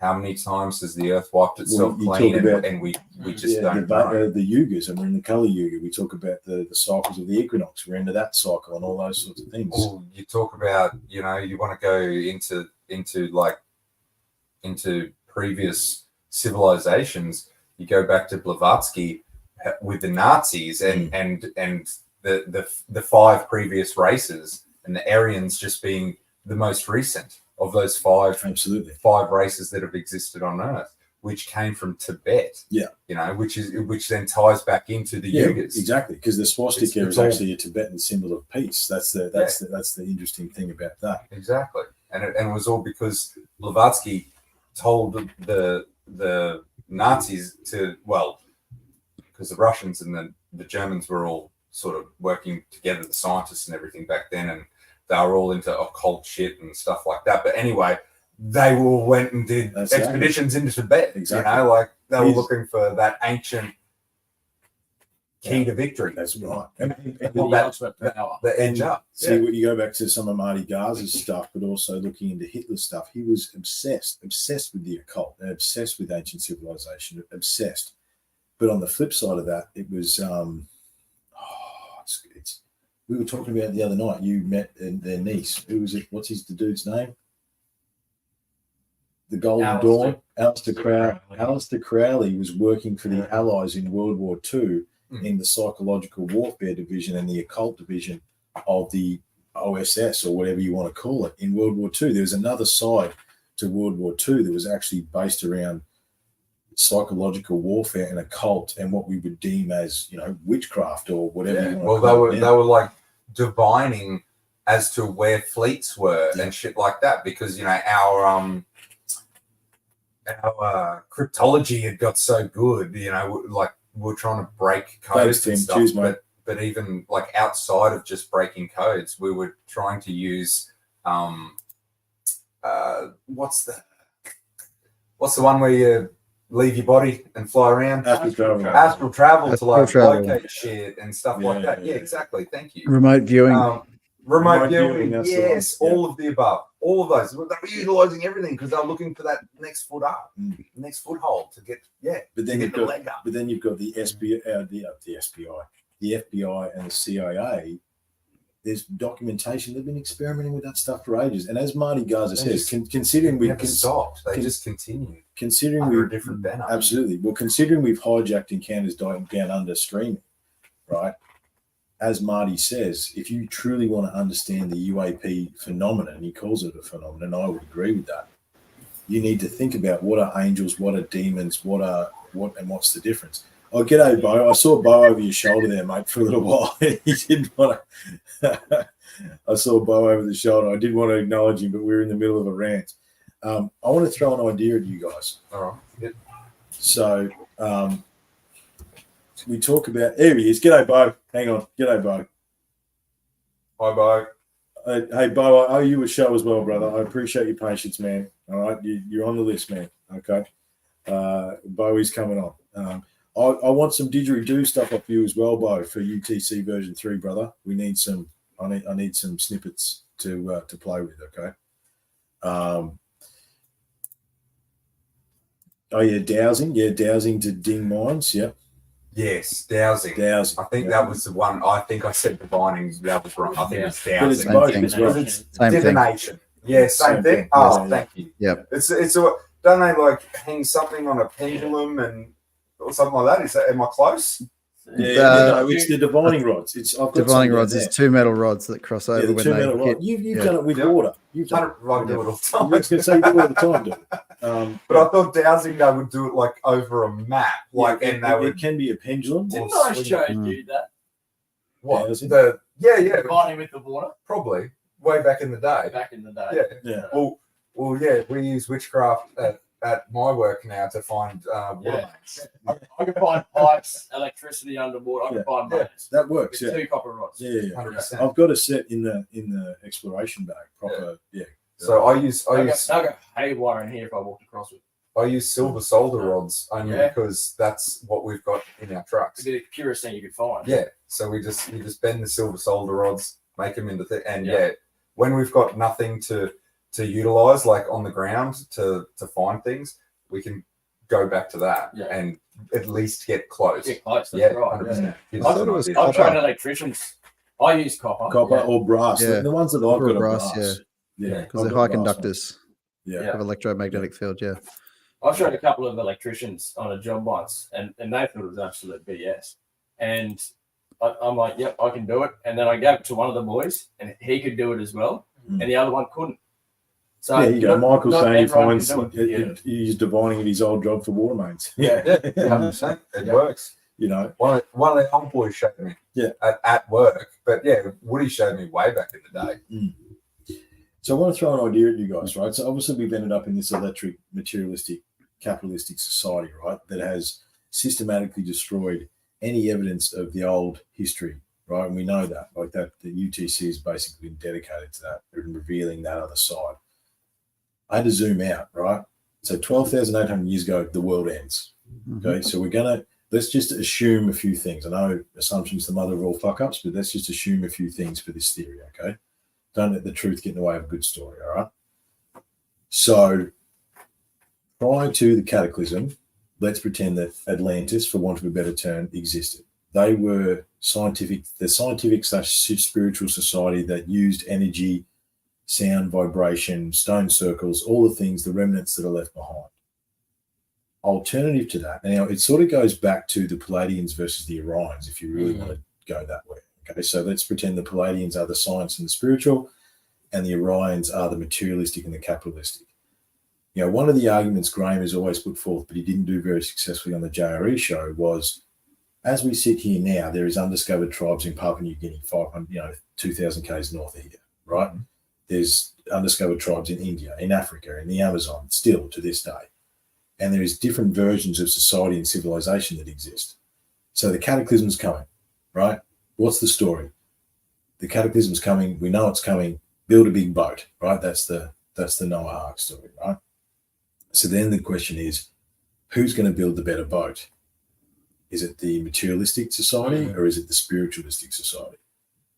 I postulate, right, that whilst both versions for society somewhat survive, which is the reason we cling to these ideas, whether it's genetic memory or whatever, but the flip side is the materialistic survived, and that's the reason we see a systematic destruction of any evidence of the old civilization, and we are a manifestation of that materialistic civilization now, which is the reason we're in capitalism.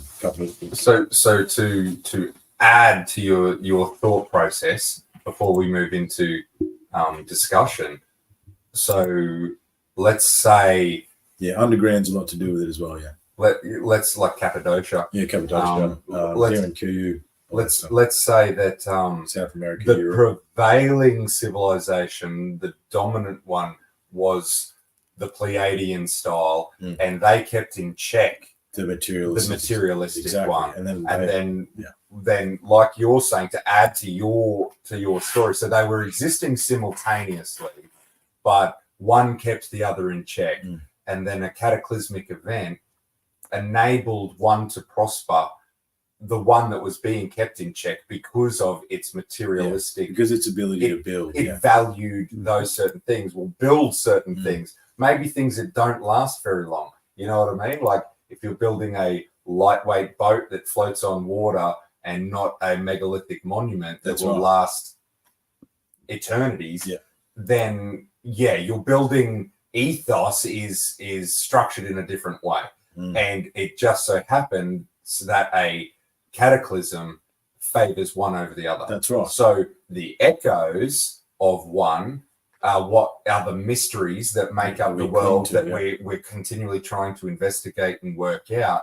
Meanwhile, the other more temporary style was enabled to prosper because of their style was just favored by this type of cataclysm we had. Yeah. You know, if like right now, our style of society, if we had a solar flare incident that ended our civilization, then the one that was less dependent on electricity would prosper. Exactly. Because we're very dependent. And that's sort of what led me to the thought process, because, you know, the blocks that we keep running into here at UTC, it's like, you know, well, the mortar is a good thing in the Great Pyramid. Remember the mortar?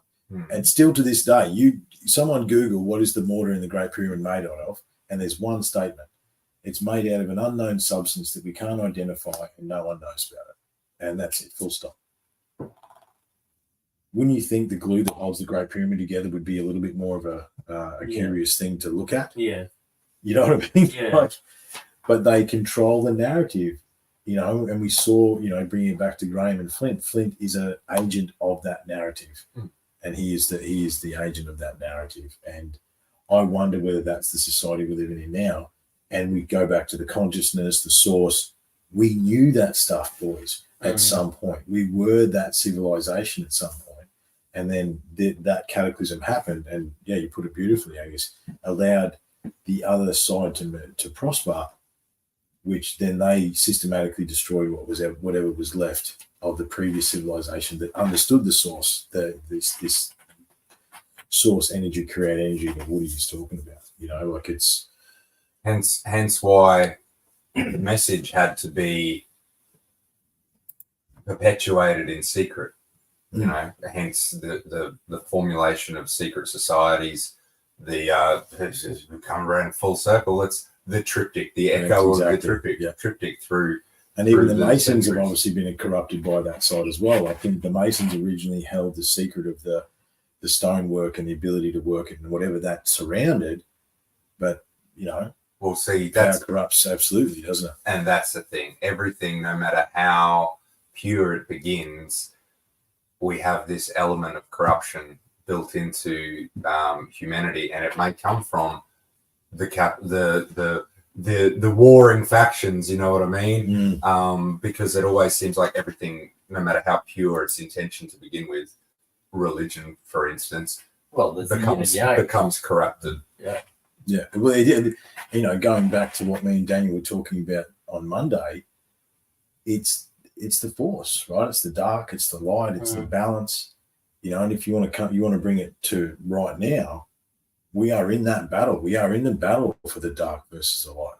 You know what I mean? The battle's been waging. It's been raging forevermore, right? We are in that time right now. And I think, you know, I mean, look, boys, we're approaching 2 hours, so we probably should begin to wind it up. However, you know, to bring it back to what we're actually doing and honouring the refinery, and I think what an awesome way to do it, by the way. And the conversation we've had in here tonight is just amazing. And it is proof that, you know, we've had, you know, at least 15 or more people the whole entire time we've been talking have been listening to us and sharing ideas in the comments. And thank you very much, everybody, for your comments. We come back to the collective consciousness and understanding. Everybody is here listening to us have this conversation and observe. And we're making other people think people are making us think. That lifts the vibration, boys. You know what I mean? We have worked for the light tonight, you know, in sharing this conversation, this discussion. You know? Yeah. And I think it's the problem is, as always with this stuff, boys, is that we could be still here at 2 o'clock in the morning. I definitely cannot be doing it. I work early. I got nothing better to do. Yeah. Man up, Bengal. No, I'm in charge. But I suppose, boys, in the spirit of not opening up another entire rabbit hole, one of the things we were doing, and look, it'd be hard for you, Angus, however, story or memory or of the refinery and the room that it's been, because it's not going to come Sunday. This room will no longer be this way. Or do you want a minute to think about Where do that? you want me to start? Yeah. Like Sledgehammer. like from the from the humble beginnings when it looked like a bomb shack, when the couches had stains. Looked like, not was. Yeah, just look. It basically looked like any teenager's escape place, like the shelter. Oh, there you shed. go. I sent a photo to Alex. He's showing a photo of the green. So what it was Oh, before we wow. built it. Yeah. That's the old girl right there. Look at that. To the Long cabin. to the support shown by the listeners and the friends and the community around the podcast at the time. You at that stage at that time, Triff, you really did an awesome job, inspiring everyone, and you really brought a community together that we sort of built what this is now. We painted, we cleaned, we tore things down, we put them back up, and we installed different bits and pieces, and to the point where it became sort of what it was now, and we named it the Refinery. To just the early days of 3 weeks of research, writing episodes, Yeah. fucking hard grind, putting Yeah. stress on Families and families everything, work and everything. and Yeah. things like that, and work, and taking sickies to try and recover from podcasts, and going early into the hours, and like trying to bust out 3 or 4 podcasts a week. Oh yeah, there was. And the theories and things that we'd come up with, and then try and put them into practice, and just the grind, and then riding push bikes at fucking 4 o'clock in the morning for like what 2 years, 2 years solid, 2 years. getting sick and like fucking just spit and claret and snot coming out of you because you're trying to ride in -5 and putting plastic bags on the hands, so you're trying to keep in warmth. What other harebrained ideas do you want me to go into? Like the things that we've done, mate. Every mission we leave at 3. The thing is, at any of the boys, if we want to go on a mission, we leave at 3 o'clock in the morning. Like that. That's standard. That's the standard. That's what we leave do. at 3 o'clock in the morning. Yeah, and my whole thing about that is, man, I want the sun to come up when fucking we're in a new place. Yeah, and it makes sense. No, look, I'm with you. And yeah, when the sun comes up, everything's different. You're 4 hours away from where you started. Where you started. The guests we've had, the people we've spoken to, the people I've sat across from, not just these great human beings or the guys on the screen right now, but the precursors to those people. The people that we drummed up, that supported. Like you mentioned before, Yusuf, was it Muhammad? Yeah. Translating, like where the fuck did you make that connection?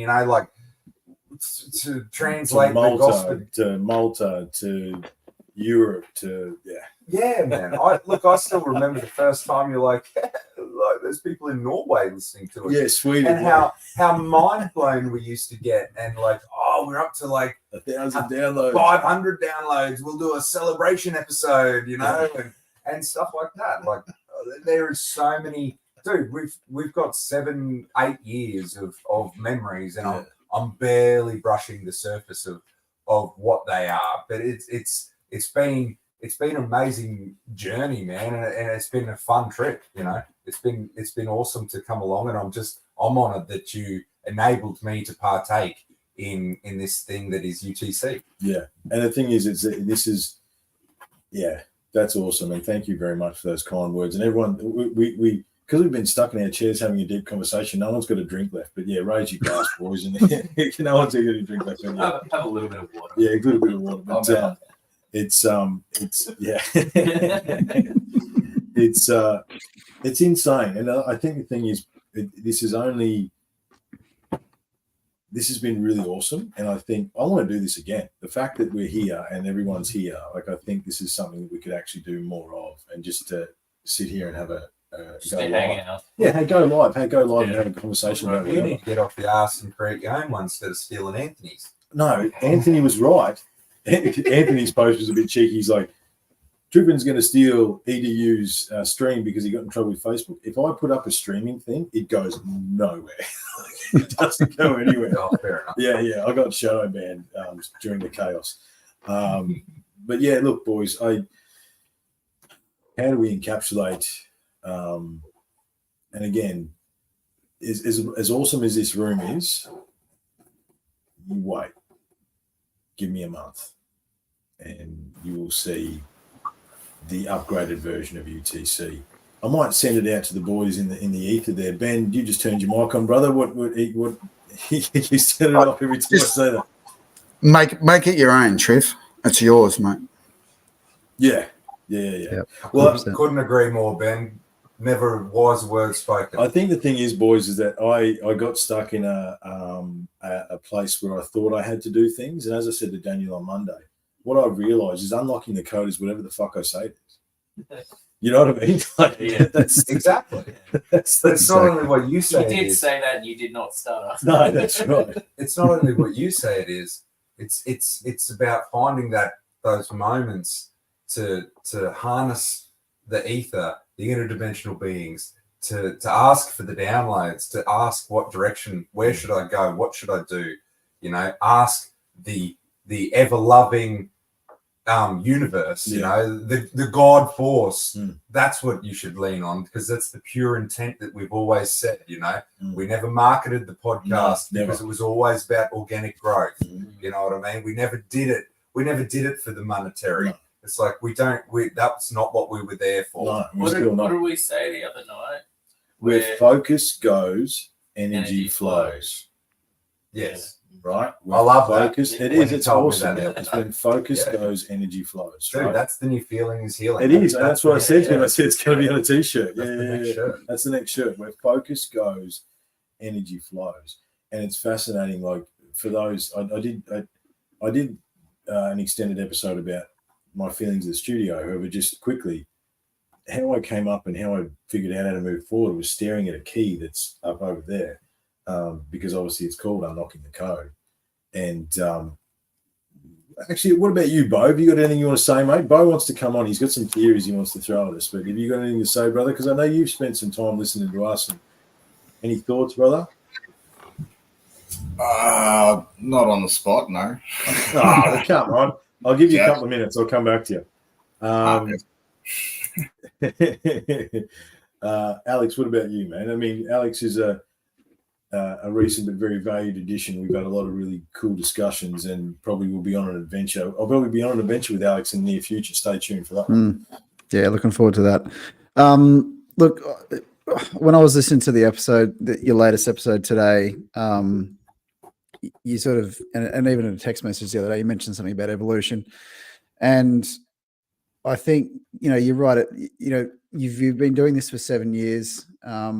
It's time for a change, and it's a positive change. And just to diverge quickly, like someone mentioned something to me last week that it was on a Facebook post, and she said, is it just me, or does it feel like there is a massive polar shift in the world at the moment and things are changing? And I just went, you're right, 100%. Like it is, everything's changing. It's a time for new beginnings. It's sort of like I think something you said earlier was like, you're in your cocoon and this is your breaking out of the cocoon, you're the butterfly, right. that kind of, that's what I see. And it's that time. So just, own it, do you, and just, It feels like a new beginning, boys. And honestly, can I just say, I'm honoured, not only for everybody that's listened and all the people that have commented. And Mac is here. Josh is g'day, Mac. He's been on for a bit. The people that have dropped in to say good day and the support that the UTC has gotten, and you boys in the studio, I'm humbled by that, and I'm ever appreciative of all the support and all the awesome things that we've done. And again, this is an end of the space, of the sacred space that we understand is the refinery, and it will be reborn into whatever the next phase of UTC is. The and next chapter. The next chapter. Yeah. So the song, the current song that we've been going around is Hilltop Hoods, recapturing the vibe. So everyone have a listen to that, because I think that is applicable not only to us but to everybody. Did you want to say any more there, Alex? Are you right, mate? Or No, it's all good. good? Have you got anything, Bo? Or do you want me to go in studio first? Studio first. Yeah. I got the digit. Yeah, get the dig out, man. Send us out with some dig. Yeah, go on. Send us out with some dig, bro. That'd be awesome. Woody, Gentlemen, just lean in a bit, brother. Lean in a bit. Gentlemen, I just want to thank you all for the journey, being part of this journey, the community that's been created. It's just been incredible. The connections that have been made purely organically. So many of us were not linked in any way, No. shape, or form prior.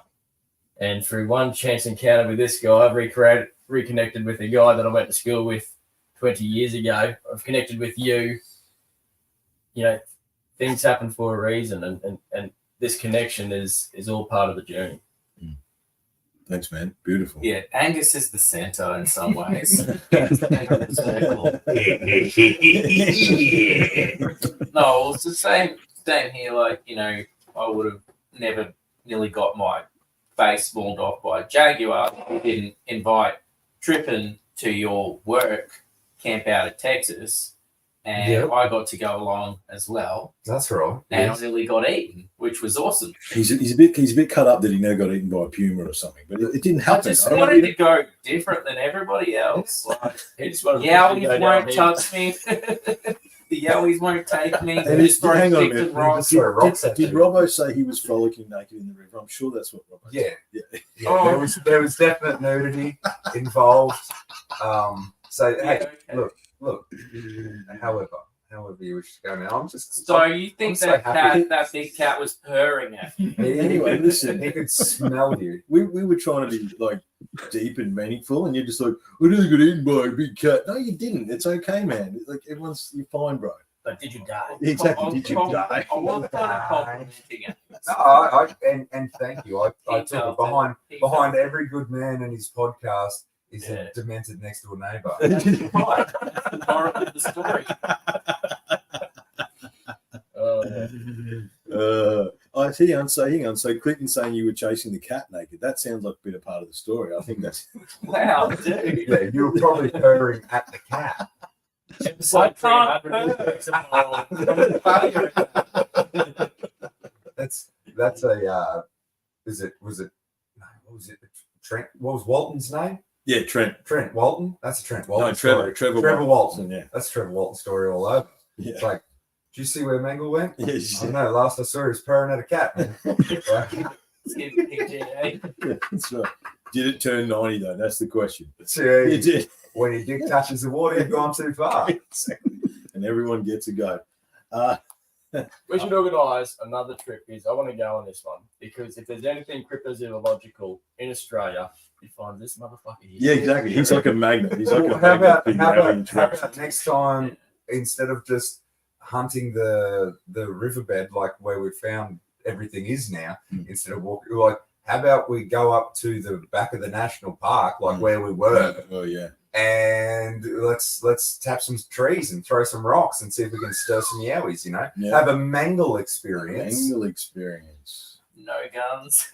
No gun. We'll leave the bows. We'll leave the bows back in camp. Yeah, well, Yeah. no, Yeah. weapons, no weapons. No weapons. I'm fine That's a with new that. catchphrase, the Mangle experience. The mangle experience. Hey, you need to start your own podcast. Everyone else has got one. I'm just happy to be a part of this one. The Mangle effect. Oh man. Well, guys, listen. I think we better wrap it up. I don't have the words. I want to read a comment out. go for it. Yeah, this is from James. Literally headphones trying to tap babies to sleep. But I think that's just awesome. Yeah.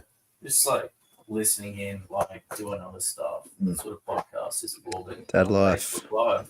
Yep, absolutely, man. Absolutely. Outstanding. I need. Oh, you're gonna do it. I need a book. Okay. Oh, yeah, you can do it. You can do it. There you go. Warrior book. That's the one you want. Yeah, he wants the Warrior book. Yeah. So Bo's going to play us out, but Angus wants to do the Warrior book. Look, I don't want to postulate and wax lyrical. I think I just thank you. I didn't expect, after not being on the mic for many months. Long live Sassy the Sassy. Long live Sassy. Sassy. Is that you, Sassy? I did not. Shut up, Clarence. I did not think. I did not think that after many months off the mic that I would have such a reception. And thank you very, very much to everybody. And yeah, I don't, because it's just the beginning. It feels like an end. It's just the end of the room, guys. Give me a month and you wait. UTC 3 will be bigger and better and brighter than, because it will be me, free of everything else.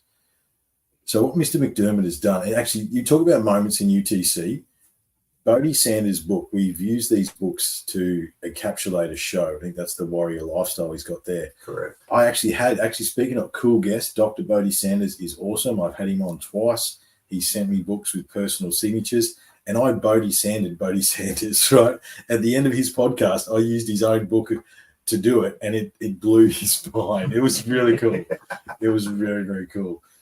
So before Bo sends us out with some didgeridoo, what has the warrior lifestyle got for us, man? All right. Visualization is an important form of training for the warrior and very effective if it is done right. Actually, visualization works whether it is done right or wrong. It will produce results either way. The difference is the kind of results which is produced by your visualization practice. If you visualize yourself screwing up, allowing fear to get the best of you, or visualize yourself losing a fight, those exercises will produce results in your life, although they probably won't be the results you want. And what was the actual saying at the top of that? The saying at the top is, feel your confidence and see yourself winning. Always see yourself winning. Is that not, we just spoke for 2 hours. The book always wins, right, man. Bo, turn your mic on, brother. Get us out of here with some nice dig. Thank you very much, everyone. I really appreciate that. Please look after yourselves. Please stay safe. Take us out, Bo.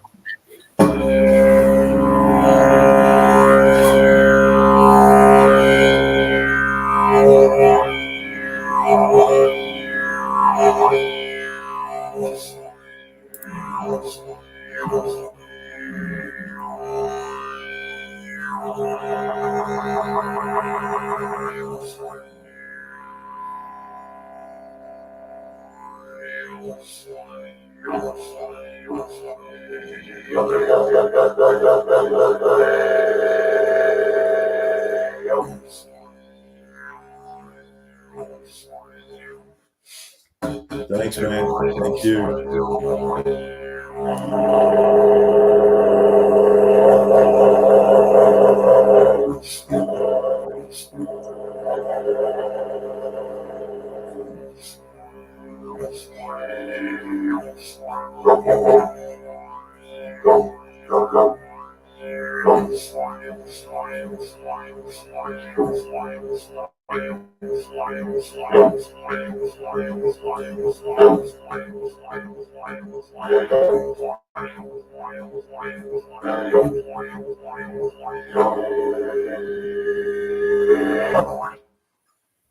Wow. Thank you, brother. Thanks, guys. Take care. Awesome. Thank you.